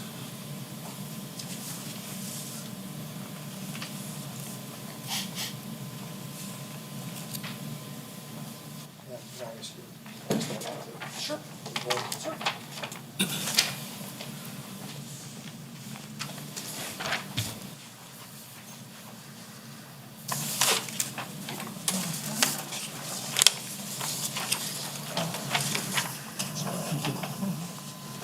Thank you, Adam. Mr. Chairman and Board, good evening. Can you hear me okay? Yes, thank you. Great, thank you. My name is Gary Owens. I reside in Salem, and I'm the president of the Advocates for Quality Development, also known as AQD. We're an Oconee County-based not-for-profit serving both Oconee County and Pickens County in South Carolina. Our mission is as follows: to promote quality development in Oconee County and western Pickens County by highlighting concerns and opposing projects that threaten public safety or impair the environment, ecology, watershed, or quality of life. We represent several thousand residents in Oconee County, either as individual members or as property owners within our member HOA organizations, which we have several. In that regard, we've reviewed in detail the proposed project exceptions set before you tonight. The applicant in this case is proposing a self-storage unit project composed of 7 1- and 2-story self-storage buildings and 1 associated office building on the site. The majority of the buildings being proposed for this site are either partially or fully within the lake overlay, that being 5 of the 8 buildings. Only 3 of the buildings set outside of the lake overlay. The Lake Overlay District for both Lake Keowee and Lake Jocassee is outlined in section 38-11.1 in the Oconee County Code of Ordinances. In subsection C of that section, the intent states as follows: the overlay is intended to protect water quality, maintain natural beauty, and limit secondary impacts of new development that may negatively affect the lifestyles of those living near the lakeshore and the general enjoyment of the lakes by all citizens. In addition, when you review the recently approved Oconee County 10-year comprehensive plan, you will find the land use elements starting on page 11-8. Additionally, you'll find map 11-2, which is the Oconee County future land use map. On that map, the comprehensive plan has designated all of this property as, quote, future residential, in terms of the future planned use of the property. We believe that this future residential designation takes into consideration that current development in this area is exclusively residential. The property is directly across Highway 130, as you've heard, from Keowee 1, 2, and 3 residential developments. To our knowledge, since the passage of the Lake Overlay in 2009 in Oconee County, there has been only one exception ever granted to a developer for the overlay district. That exception had a very minor impact on the Lake Overlay itself. There was just a small tip of the exceptioned property that actually encroached into the Lake Overlay. The single building at the very front of the property was well outside of the overlay itself. This request, if approved, would be the very first allowable encroachment by non-residential structures into the Lake Overlay on Lake Keowee. We believe that the intent and reason that the 750-foot Lake Overlay was approved by Oconee County Council in May of 2009 was to establish primarily residential developments on Lake Keowee for the future. That's why you will find such guidance in the 2030 Comprehensive Plan just adopted by the County Council, Planning Commission et al. This year. We strongly support keeping the Lake Overlay on Lake Keowee as protected as possible from business development in primarily residential areas on the lake.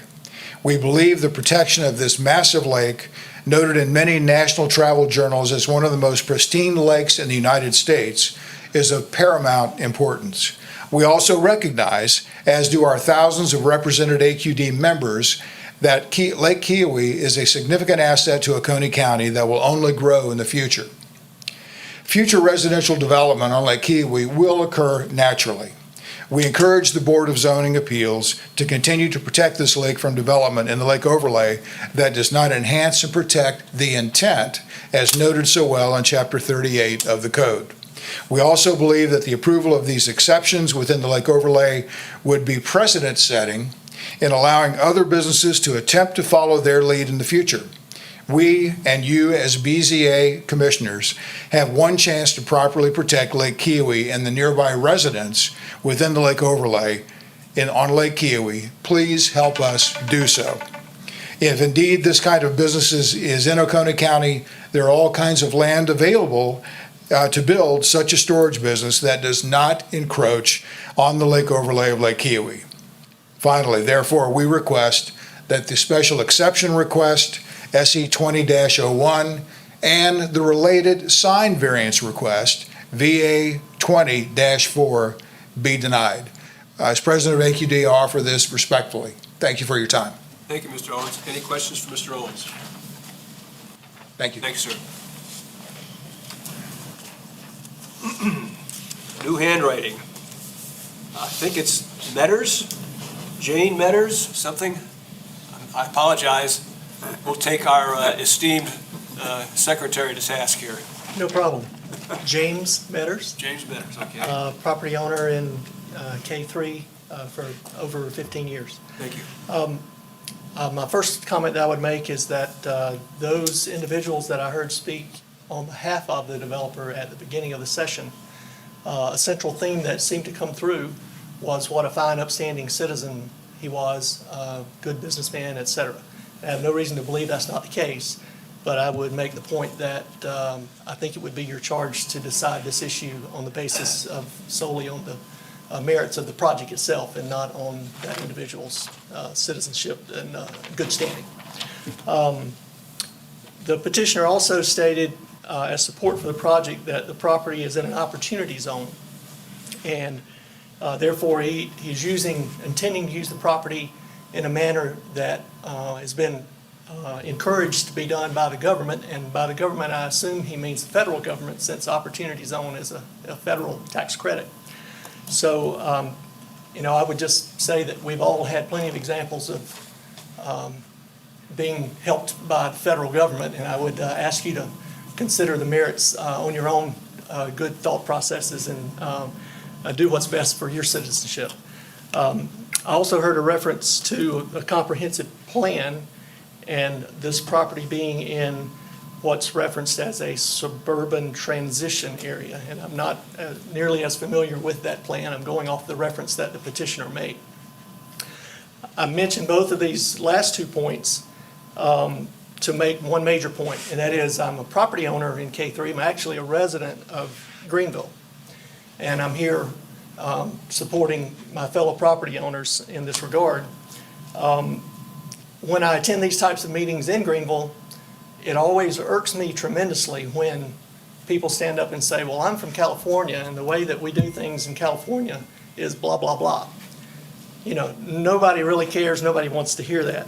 And I'm certainly not here to tell you, hey, the way it's done in Greenville is X. In fact, I'm here supporting my fellow property owners to say, please don't do it like Greenville. Greenville has let commercial development crop up in the middle of residential areas everywhere against the wishes of its citizens. And it really hasn't turned out that well. I would just ask, please don't let this pristine area, in fact, could I ask for those 4 points to be put back up?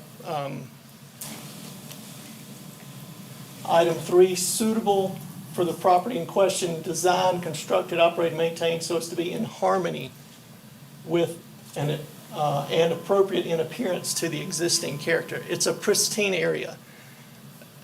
If this is a transitional line or zone, please draw a line. Someone made reference earlier to there's no commercial development past the intersection of Clemson Highway.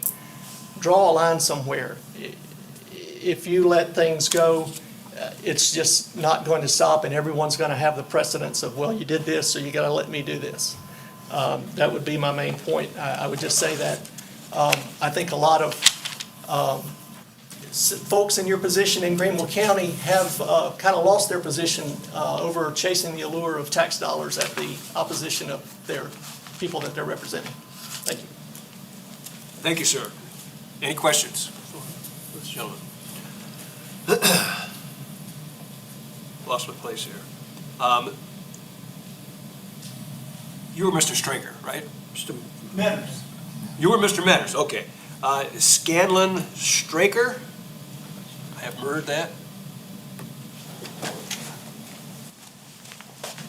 Sorry. Sandra Stricker. Sander Straker. Thank you, sir. Sandra. Oh, Sandra. We actually thought that we were just coming in to observe. But now you get to speak. And I thought, okay, I have no preparation except, Ma'am, you weren't here, you may not have been here. If you'd state your name, please. Sandra Stricker. And where you're from. Just, we don't need an address, just kind of where you're from. QE2. Okay, that's fine. Please, you have 5 minutes. Thank you. I've been in Oconee County for 76 years. We've been living in QE2 since 1985. I met Adam about a year ago, and he knows from our conversations, when I met him, I was so pleased that we were having someone to look after us. My big thing I said to him was, keep Oconee green was really important to me. And I pointed out that the sign down there, where you cross the lake coming into Oconee at Hartwell Village, when they built it, the rock and, you know, the rural and all of that, it was so nice. And I said, that's what we want Oconee to stay, to try to preserve that. So we've been sitting out in the truck listening, and they set up the radio, let some of us come in. So here I am. I have a bunch of neighbors who've spoken up here tonight. And everything they said, yes, agree. The traffic, the danger of the highway. 2 years ago, I had a near miss. Sitting there, left signal. I watched the car behind me, and I realized the truck coming down behind them was not going to be stopping. Split second, that car whipped off to the side of the road. I jerked, and that other vehicle slid right up beside me. My husband has had 2 really near close calls. So we're aware that is a big issue for almost all of us. The other thing that really got my attention once we got in here, I'm glad we could see that, I'm a retired earth science teacher in Oconee. And when they started showing all this, and I thought, yeah, look, this is what we talked about. Runoff water, pavement, water going down and, you know, into the lake. All of these issues that come along. I was not that aware and had not thought about that. And then I realized, yeah, look at all that. We need the trees. We love what Glenn Abbott said about going out and the beauty of, you know, what we have around here. And my other thing, all I can do really is go back and say everything that they've said, thank them for saying it. But another thing that we were taught way back in Oconee County in the teacher workshop was keep it short and sweet. And when I got into catching up with all of this recently, there is the lake, the overlay. Now, a group of people years back sat down, looked at this, worked on it, did the overlay for all these good reasons, which have just been covered by the gentleman who was back up here just a moment ago. And to me, there was a good reason for having the lake overlay, but this has not been keeping it short and sweet. I urge you to please listen to all of us who've been here and have all these concerns. And it may be there's another place to do this building, but not out here where we all live in the beauty. We need to take and keep the overlay like it is for the reason it was put there. And to me, that's just short and sweet, and it's just real simple. we need to stay with what we've got because it's working really well. And I did not ever intend to be up here talking, but thank you for letting me speak. Thank you, ma'am. Any questions?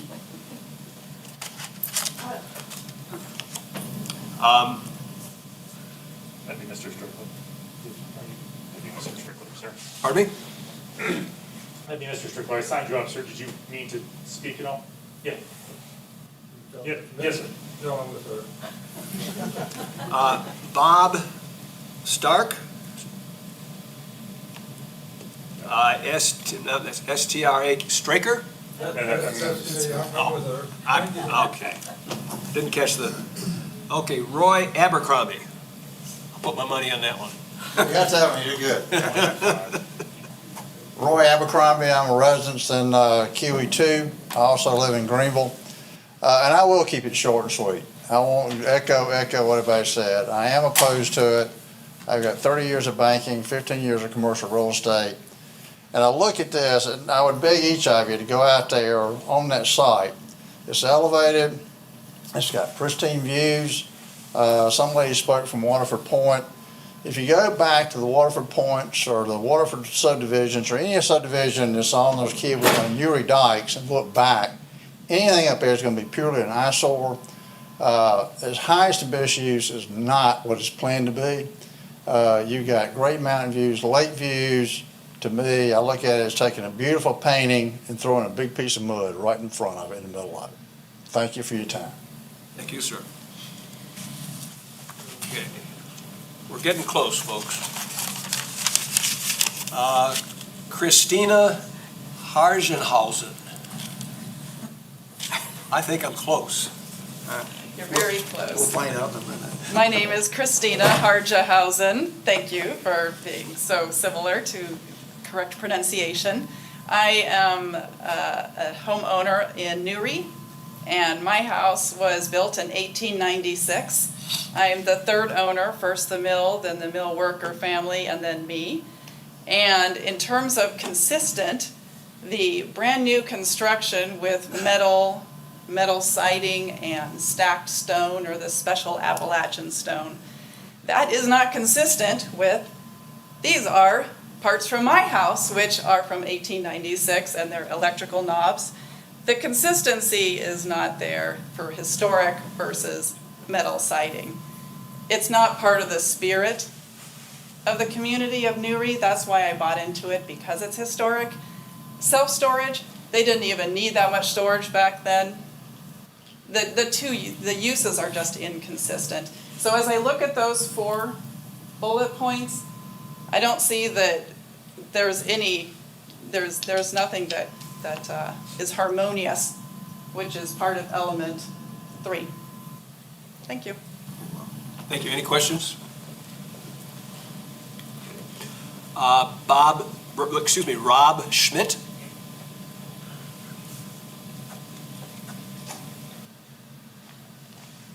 Hello, thank you for letting me speak. I have a similar story. I bought into a home in Newry last year, and as part of buying into that home, I did some research to the area, and I think probably 3 of the main reasons that I bought into this area were the history, the natural beauty, and just being close to the lake and the lake amenities. And I feel like had I known that this was even a possibility for the area, it may have maybe hurt the value that I put on the property. And it definitely doesn't seem to go with what I thought the community was about. And I don't see any similar, construction, similar projects in the area. So I just wanted to voice my concern on that and say that I oppose it. That's it. Thank you, sir. Thank you. Richard Rice.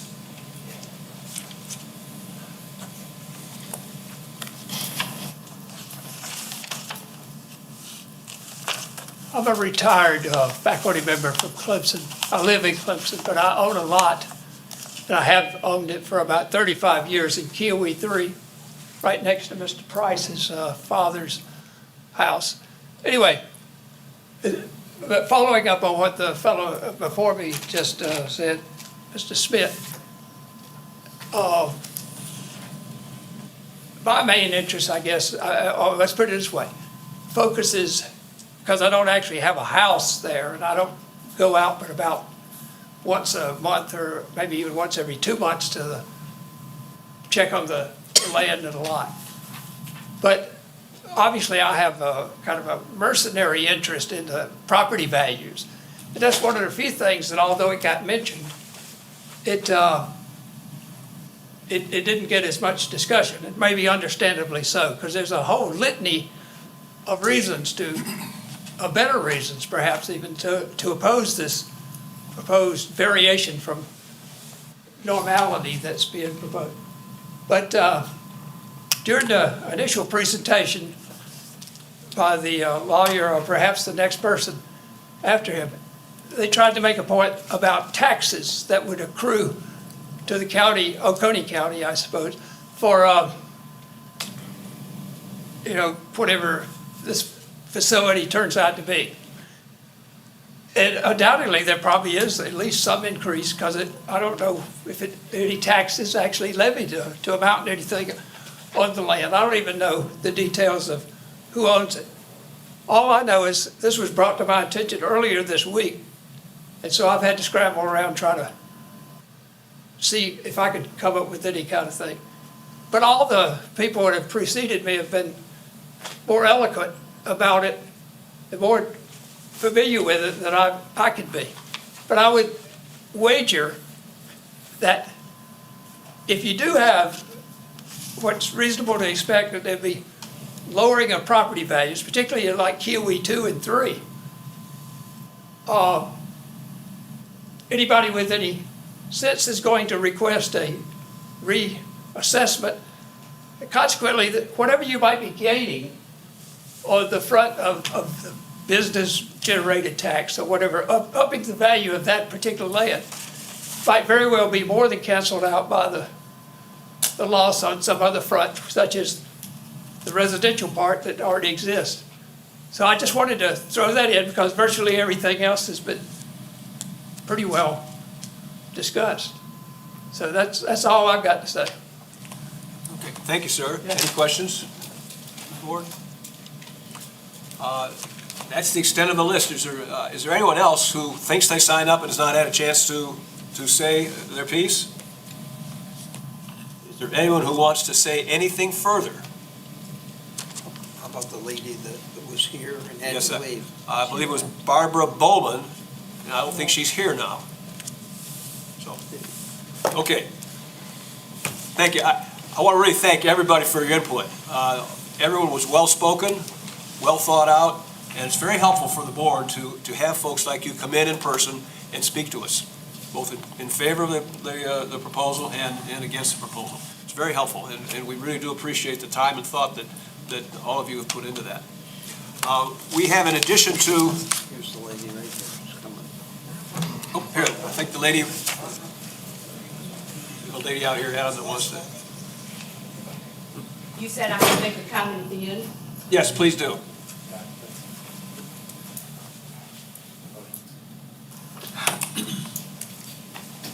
Thank you very much. When the people four were given their presentation, one of the things that they said was they envisioned this storage unit being used a lot by people, those who come and go to the lake and did not want to bring their stuff back and forth every time. To me, that says that is not for our community. This is for people from outside of the community, and it's not helping us in the community. Thank you. Thank you. Okay, I want to state that we have also received, some of you who made presentations also sent emails. We've also received a large number of emails. Mr. Chapman, how many? What's your count? As of at 3 o'clock, we had received 86 emails. There've been a couple phone messages that I forwarded you, but in this is 86 emails as well as the petition that Mr. Moore mentioned as well. So we have copies of those. We will also take those into consideration. We've had them ahead of time. We've been able to read them and take them into consideration for our decision tonight. Okay, so we're now to the point where the applicant has 5 minutes to summarize your position and I guess rebut any comments that you feel you'd like to rebut. As an initial matter, given the volume of commentary that we have been subject to, maybe we could have just a bit more time than 5 minutes? Yes, what do you need? 10, please. 10 minutes it is. Thank you. Does the board have any objection to that? No? Okay, thank you.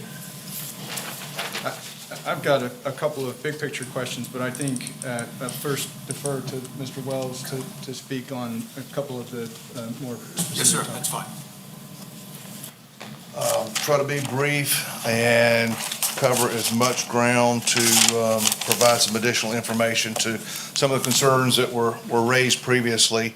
Again, our focus in the design of this project was through the requirements of the lake overlay, this being a non-residential use, put us into a higher standard of design criteria. I think we've been able to meet that or exceed that, and if not, if it's deemed that we haven't, then we certainly are committed to do so.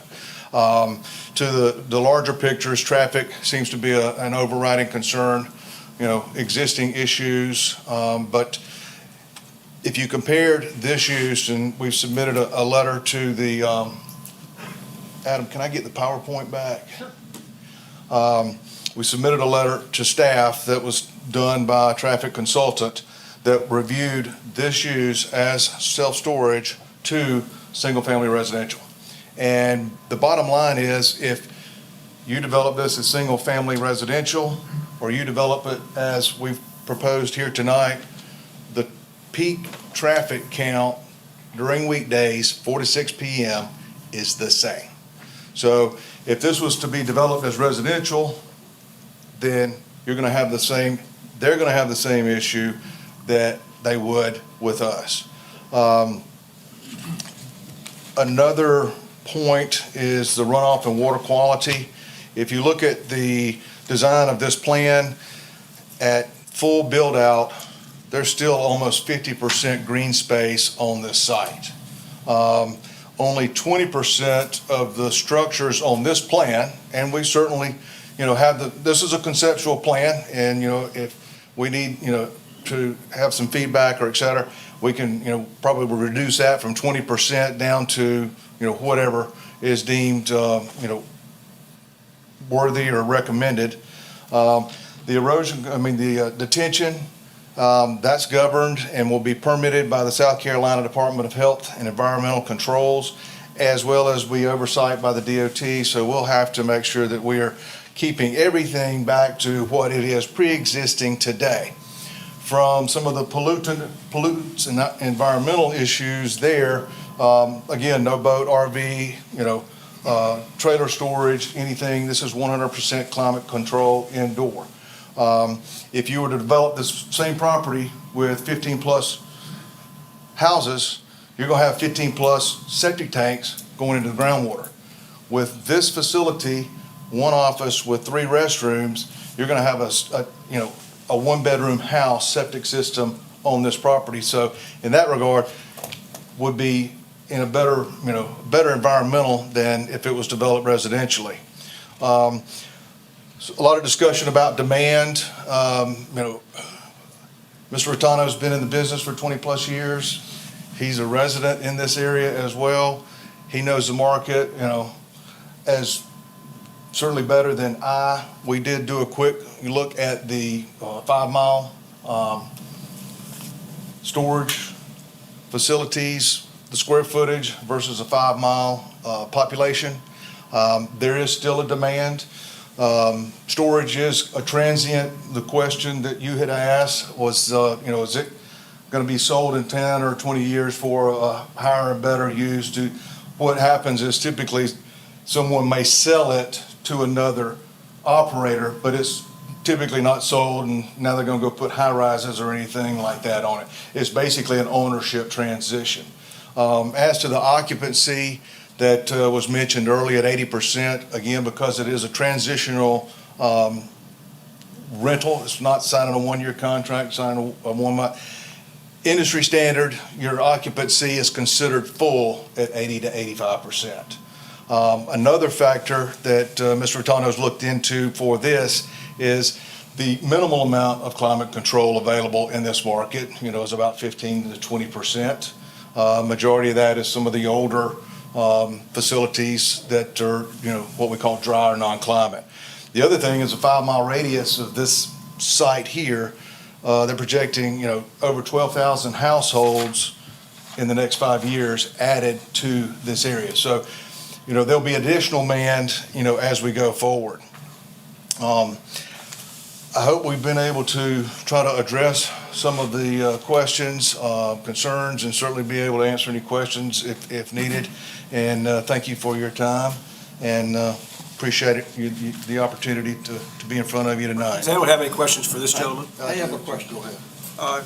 Where did you get the 12,000 homes being built over the next 5 years? That's a URSRA report, which is a national database that's used for, projections. That's one of the reports. I've got a copy in the file. I'll be glad to give that, I'm just kind of curious where you got Right. it. And that pertains to that general area? Yes, sir. It's a 5-mile radius, and a lot of that radius is lake. So Yeah, there's, we in Oconee County haven't seen that kind of building in our history. right. Well, that's what, that was 12.2 thousand actually. Huh? It may be what's going in at Newry Mill. Okay, Any other questions for this gentleman? Just to clarify, because I think one of the speakers against brought up the fact that they thought that that the retention pond was undersized. That has not been approved by DHEC. That will have to be approved by DHEC. Yes, sir. So that was just for information Right. purposes only. The plan that you have in front of you is a conceptual plan. I mean, as we go forward, there'll be a more detailed design. Yeah, that circle was just kind of marking an area, but yes, there will be a lot more detailed plan, hydrology study. There will be detention and water quality considerations taking into the design of that, and then the state will be the ones that approve that, and there's maintenance responsibilities, et cetera. And I'm sure with folks and the others, if we had a problem, we're going to know about it real quick. I just wanted to make sure that Yes. everyone understood. Yes, sir. Yes, sir. So I just want to add a couple of points to that, especially in response to the question about expected growth. I mean, growth is coming.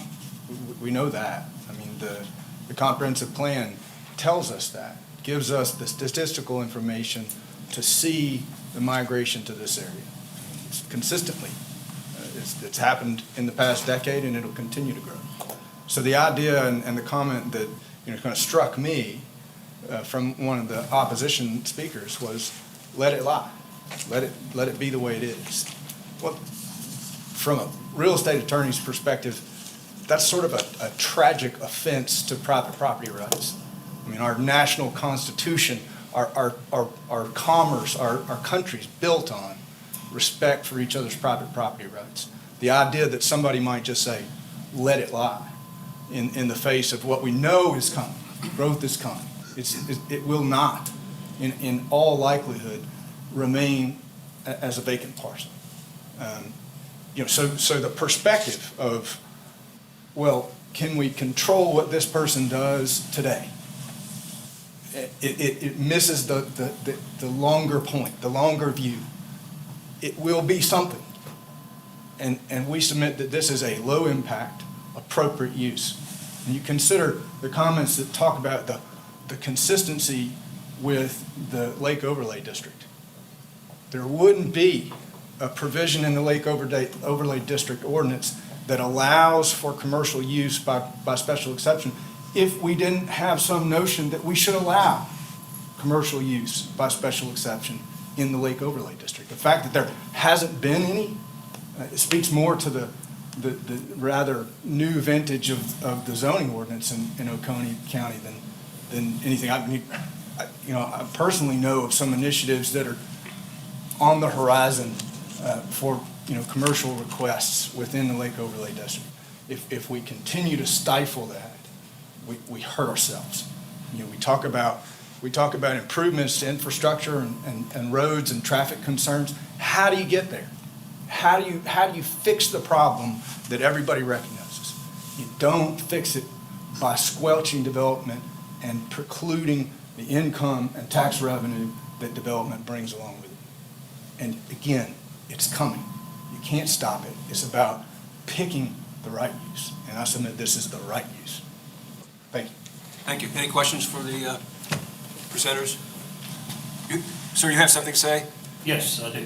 Okay, so you're... Can I speak real quick? Because I know I just want to wrap up. Yes, you got a few seconds. And you probably have a couple questions for me as the property owner. My name's Kevin Rotano, and I own property in Waterford, Waterford Farms.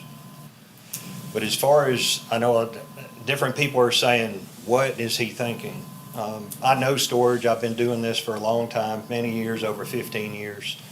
But, you know, I know where a market is. Nobody's really spoke to this, but there is a market. I'm not targeting Seneca. I hear the other gentleman that has crystal clean storage in town. I'm not going after that market. There's a market from where the property is all the way out to, everybody knows, Quarter Mile Bridge, the Reserve, the Cliffs Communities, Kiwi Key. They approached my builder to build something, the HOA, because so many people were saying that they didn't want to go so far, and then a lot of times when they did go, there wasn't anything available. I know for a fact Brian had built double to Storage One on Wells Highway. I know for a fact that they are almost full of climate control. So you go from there all the way to Pickens, all the way past Durham Store, and then you go all the way to Quarter Mile Bridge, or you can go 20 miles. Ask me the question, how many storage climate control spaces are available?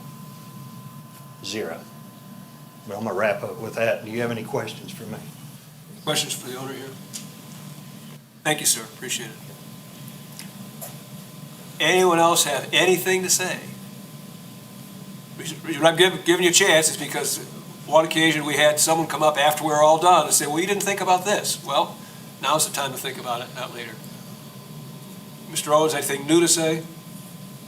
It would be a bit of a rebuttal to the attorney's comment. Well, we can't get into that, I'm sorry. Very good. I was looking for something new to say. Okay. It would be new, Okay. but I understand. I would like to make one more comment from... After he does his rebuttal, there's not supposed to be. Okay, I'm sorry, we can't have any more. It was my mistake asking for comments. Okay, we'll move into consideration. Could we have the 4 criteria up so that everyone can see what we're doing? When we do this, we consider these 4 criteria in order. If any one of these criteria is judged to not be met, then the entire proposal will fail. So all 4 have to be met. We will consider all of them just to go on record as to saying what our consideration is for all 4 of them, even if 1 or 2 of the early ones do not pass. So, criteria 1. The proposal is in accordance with a comprehensive plan and consistent with the spirit, purposes, and the intent and specific requirements of this chapter, to include the definition and intent of the district in which the special exception is being requested. Mr. Chapman, do you have a map of the future land use map and something which shows the lake overlay?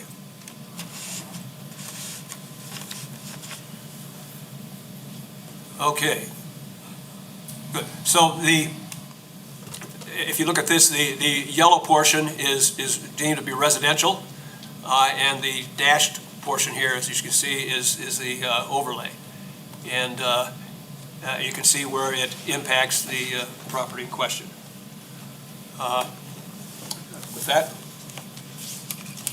that, the chair would entertain, what I'd like to do is entertain a motion to approve this, motion in the affirmative to approve this So moved.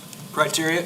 With a second, that will open it up for discussion. Doesn't necessarily mean that whoever's making those motions is for the proposal. So moved. We have a second? Okay. Open for discussion. Mr. Chairman. Sir. Take this off.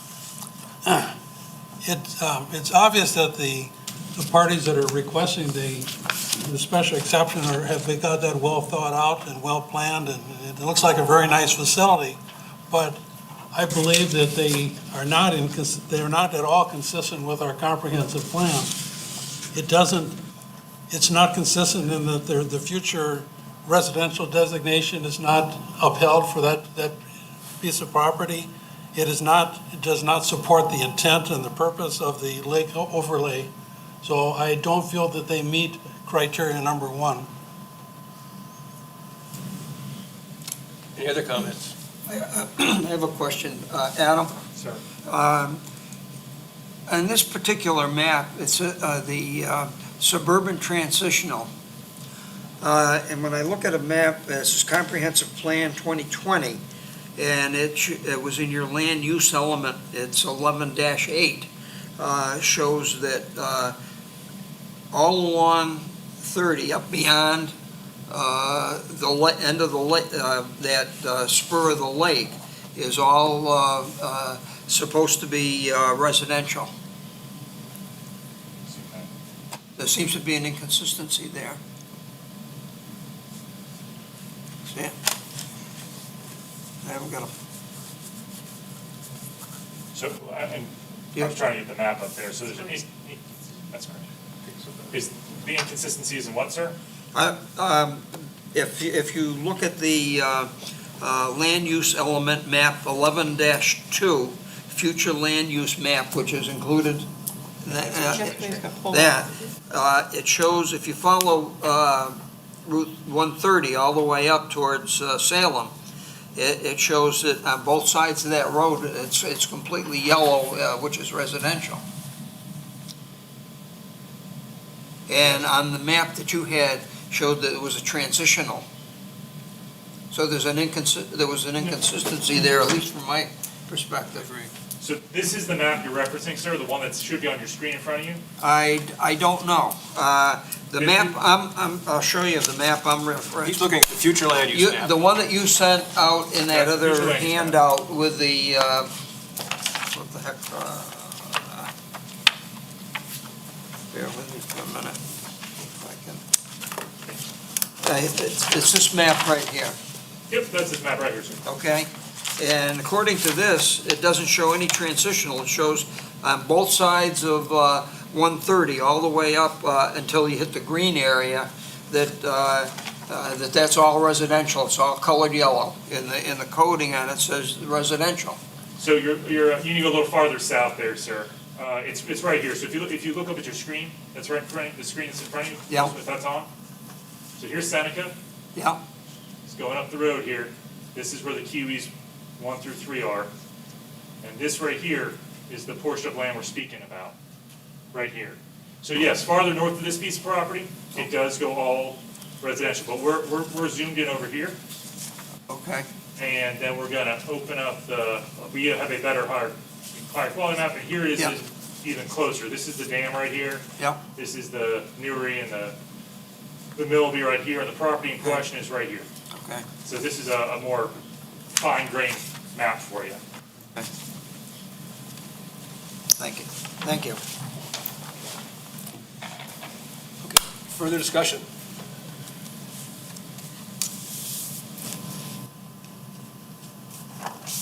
I'll offer up something. Did you have something to say? Go ahead, and then I have something to offer up. If you haven't, don't cover it. I understand what John was saying about the future land use map and looking like it's residential. It does look like though there is some suburban transitional coming in there.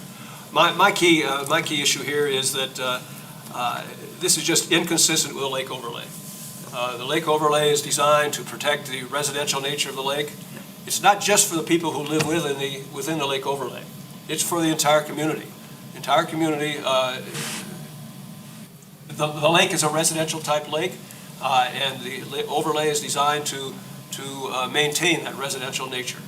And it's not just for the folks who live within it. Obviously, it's of prime importance to folks in Kiwi 1, 2, and 3 because they live right there.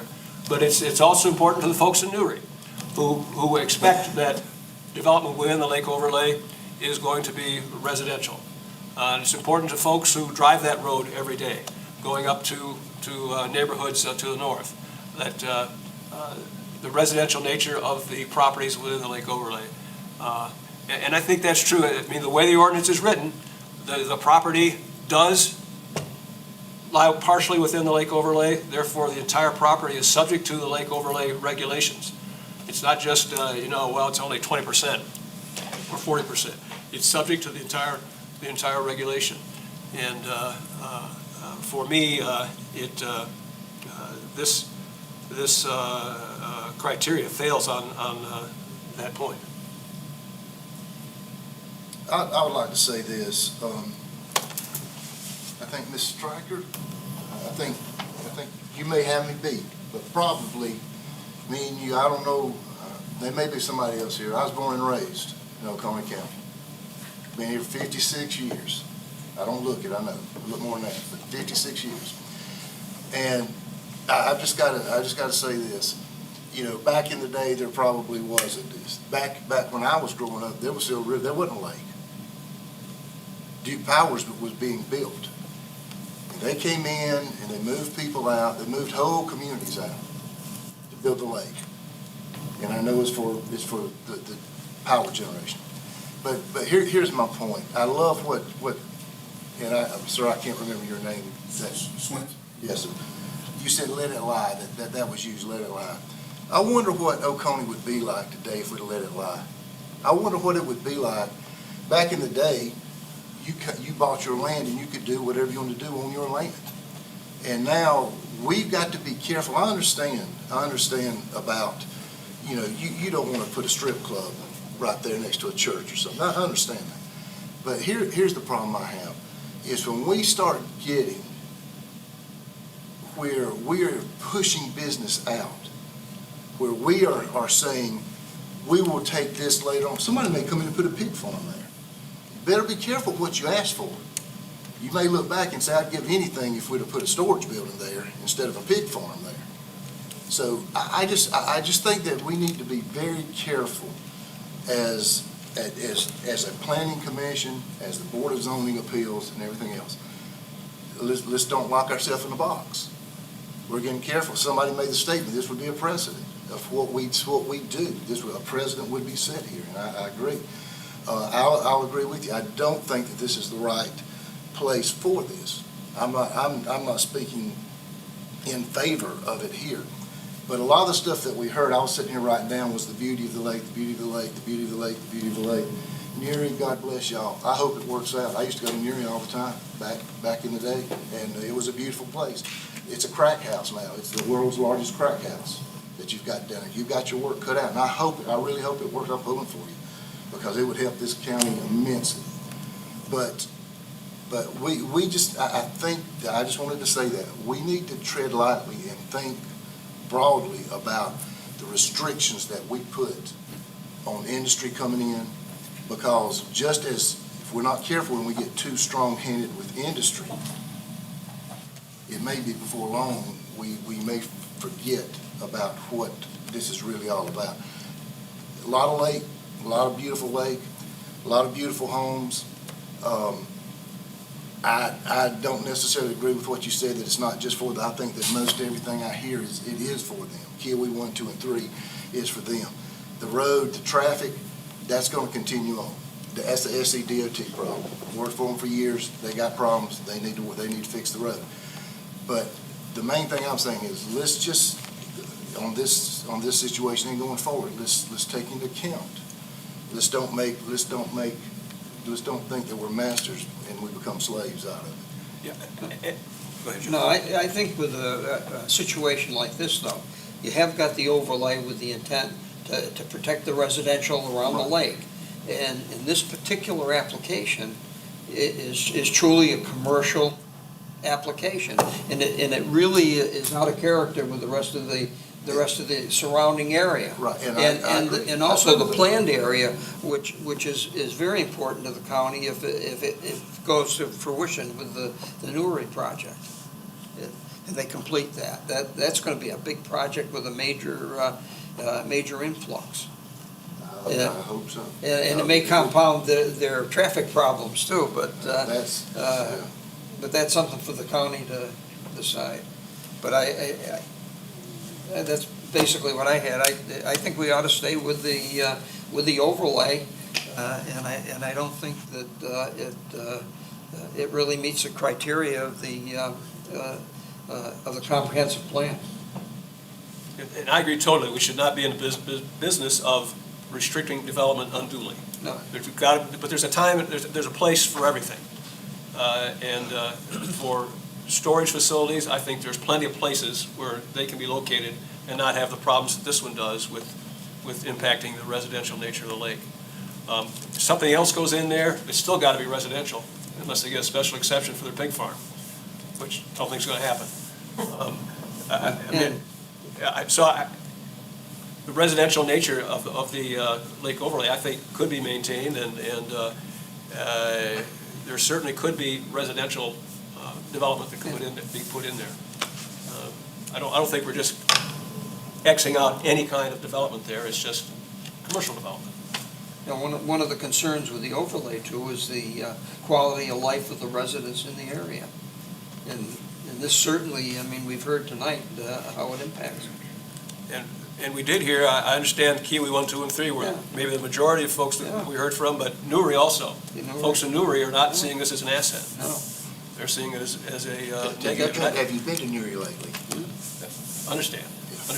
But I'm trying to invoke for myself the input we've seen tonight, and it was news to me that properties surrounding this property are in a nature conservancy. I don't think we have any confirmation of that, but if that's true, that's even, to me, that's another factor. Another factor that it really pretty strong, that this would certainly impact the nature of that conservancy. Okay, any other comments? Haven't heard from you. Well, my big sticking point is the lake overlay. You know, I am pro-development. I'm pro-business coming into the county. But, and I don't like to use that word too often, but I'm having a hard time wrapping my head around that business and that overlay district. We've had a couple of these come up in the past. We've been consistent. It's the same concern over and over, is that it is a business, it is a commercial use inside that lake overlay. And we even had someone here tonight that was talking about the intent. And we do have to make a decision. Are we going to preserve that intent, or are we going to be the ones that open the floodgates? Because we set a precedent with every decision that we make. And I just feel that this one's a tough one. Sure. Because what could be put there? But it's in that lake overlay. I mean, that's where I'm with it. And where I look at this, it is not an exception. The law doesn't call for an exception. It calls for a special exception. Yeah. There's got to be special circumstances, a special reason for allowing a commercial, a non-residential enterprise to go within the overlay. I can't wrap my mind around this being a special exception to impinge on the overlay. So that's the reason I asked at the start, how much is in, because if there was any other way that you could adjust the buildings and get out of the lake overlay district, then it wouldn't be an issue. Well, But I think it would be, because there's no way. it's real, to me, again, the entire property is subject to the restrictions associated with the lake overlay. Even if you have everything outside the actual dimension, if the property's in the lake overlay, the entire property is subject to those restrictions. You always are divided the property. Okay, I mean, that's another issue.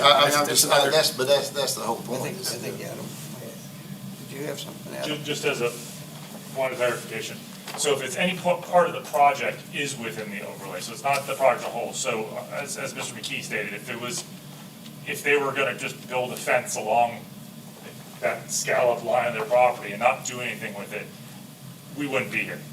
It would be going on to Newry Road, and that would include their driveway and things of that nature. But that was just as a, Okay. so it's clear out Okay, there. I think I misstated that.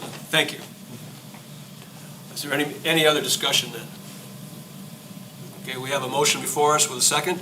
All those in favor of the motion that in fact this project is in accordance with the comprehensive plan and whatnot, in favor, please raise your hand if you think it is within. Okay, if it is not, all those opposed. Okay, this particular criteria fails 6 to nothing, excuse me. Okay, second criteria. Do we, Mr. Chairman, do we have to go to the other criteria of the first one? Yes, we covered that. We covered it at last meeting. We're going to go through all 4 criteria just for the record to make sure that it's clear where we stood on each individual criteria. So, is in the best interest of the county, the convenience of the community, and the public welfare. Could I have a motion in the affirmative? So moved. Second. Discussion.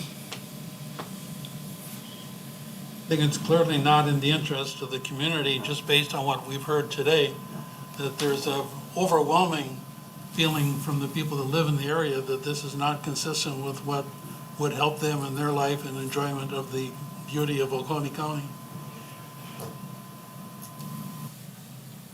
Any other discussion? I agree. That's why it is so important for folks like you to come and comment, because it gives us a sense of what the community feeling is. If we don't have people here representing the community, then we're it.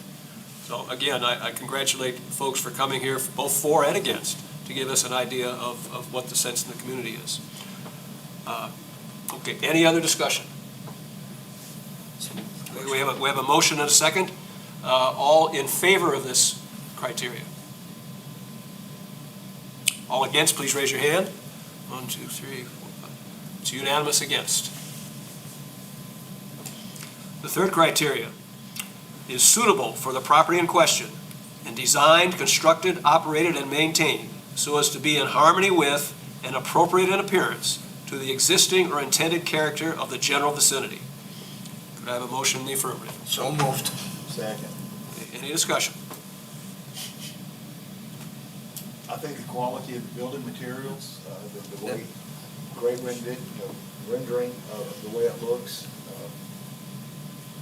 I think that was appropriate. Outside of lighting and things that we don't have illustrated for us.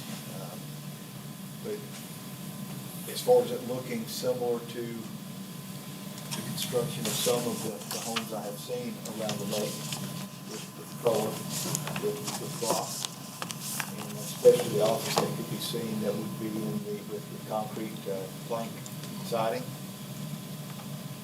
That much I can say is fairly harmonious as far as appearance. The problem would be with the fact that it's a commercial building in a residential area, so it would be out of character with the rest of the community. Yeah, recommend, as a storage building, I think it looks like it'd be A number 1. A storage facility looks, A number 1 looks, and just based on testimony here, it'd be done very well and maintained very well. It would be an excellent storage facility. Unfortunately, it's just not, it's not consistent with the intended character of the general vicinity. That particular location. That particular location. Is there any other discussion? Anything else? All those in favor of this criteria, please raise your hand. Have 3 in favor. All those opposed? 3 opposed. Tie vote, this criteria fails. Criteria 4 is suitable in terms of effects on highway traffic, parking, and safety, with adequate access arrangements to protect streets from undue congestion and hazards. Could I have a motion affirmative? So moved. Second. Discussion. Yeah, Mr. Chair. Go ahead. I'm sorry. On this one here, I don't think that we're really in a position to determine that. I think that's something that DOT would have to rule on or whatever. I don't know how, I mean, we've heard all of the cases near misses and so forth that have happened on that, but in terms of the actual traffic patterns and everything else, I'm not sure whether we're in a position to basically say one way or the other, whether. Well, I think we need to take into account the testimony that we've heard, both from the applicant and from other folks. We also have criteria from SCDOT. If you look back, it's actually the part where the sign rendering that we didn't get to. But it says right here, the design team met on 3/30/20 in District 3. Brad and Wilson know him very well. Permit engineer Ben Olson know him very well. They went over and looked at it and said that the project did not warrant a traffic impact study because self-storage being a low traffic generator. I think that no matter what you put up there, or if nothing puts up there, you still have a problem on 130 until they put some passing lanes in.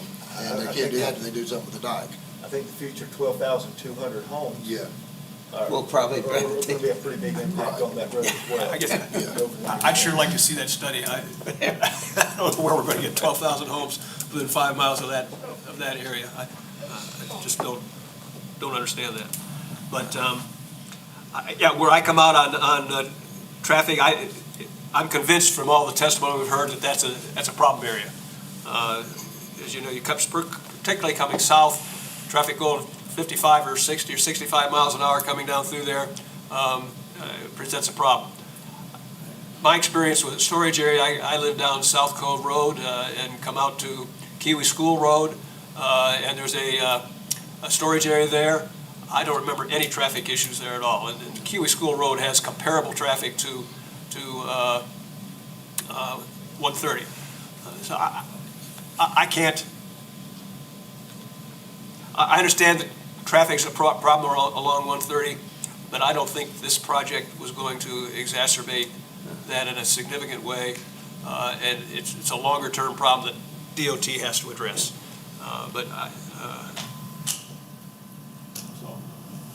I don't think traffic, I understand people are concerned about traffic. I think that road is a problem. But I don't think this project is going to exacerbate it significantly.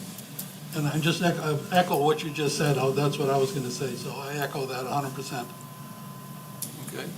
Any other discussion? The good news is on Kiwi School Road, the speed limit there's 35. Yes, it's a lower speed, you're right, it's a lower speed limit. But again, just don't remember any. Yeah. My experience has been, there's just no problem with traffic in and out of the storage unit. It's similar in size to what this is proposed. Any other discussion on criteria 4? Excuse me, running out of gas here. Okay, we have a motion and a second. All those in favor of this criteria, please raise your hand. 1, 2, 3, 4, 5. We have 5 in favor, all opposed, 1 opposed. So this criteria passes.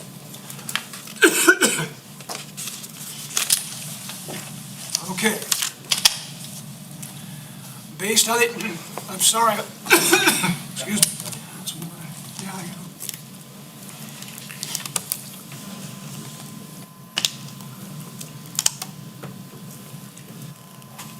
Try this again. Based on the evidence presented to the board, do I hear a motion that the proposed special exception be approved? Let me rephrase that. Special exception be denied. So moved. Because we know it's failed 3 of the 4 criteria. So moved. Second. Any discussion? I think it's pretty clear. We failed on 3 of 4 criteria, and the motion fails. All those in favor of denying the request? 1, 2, 3, 4, 5, 6. 6 vote in favor of denying the request. There are no noes.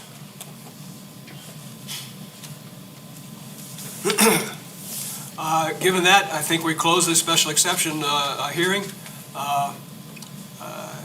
The next item on the agenda is the variance hearing. Mr. Chapman, do you have a? I would move the applicant wishes to withdraw the application for the sign variance. So the variance hearing has been withdrawn.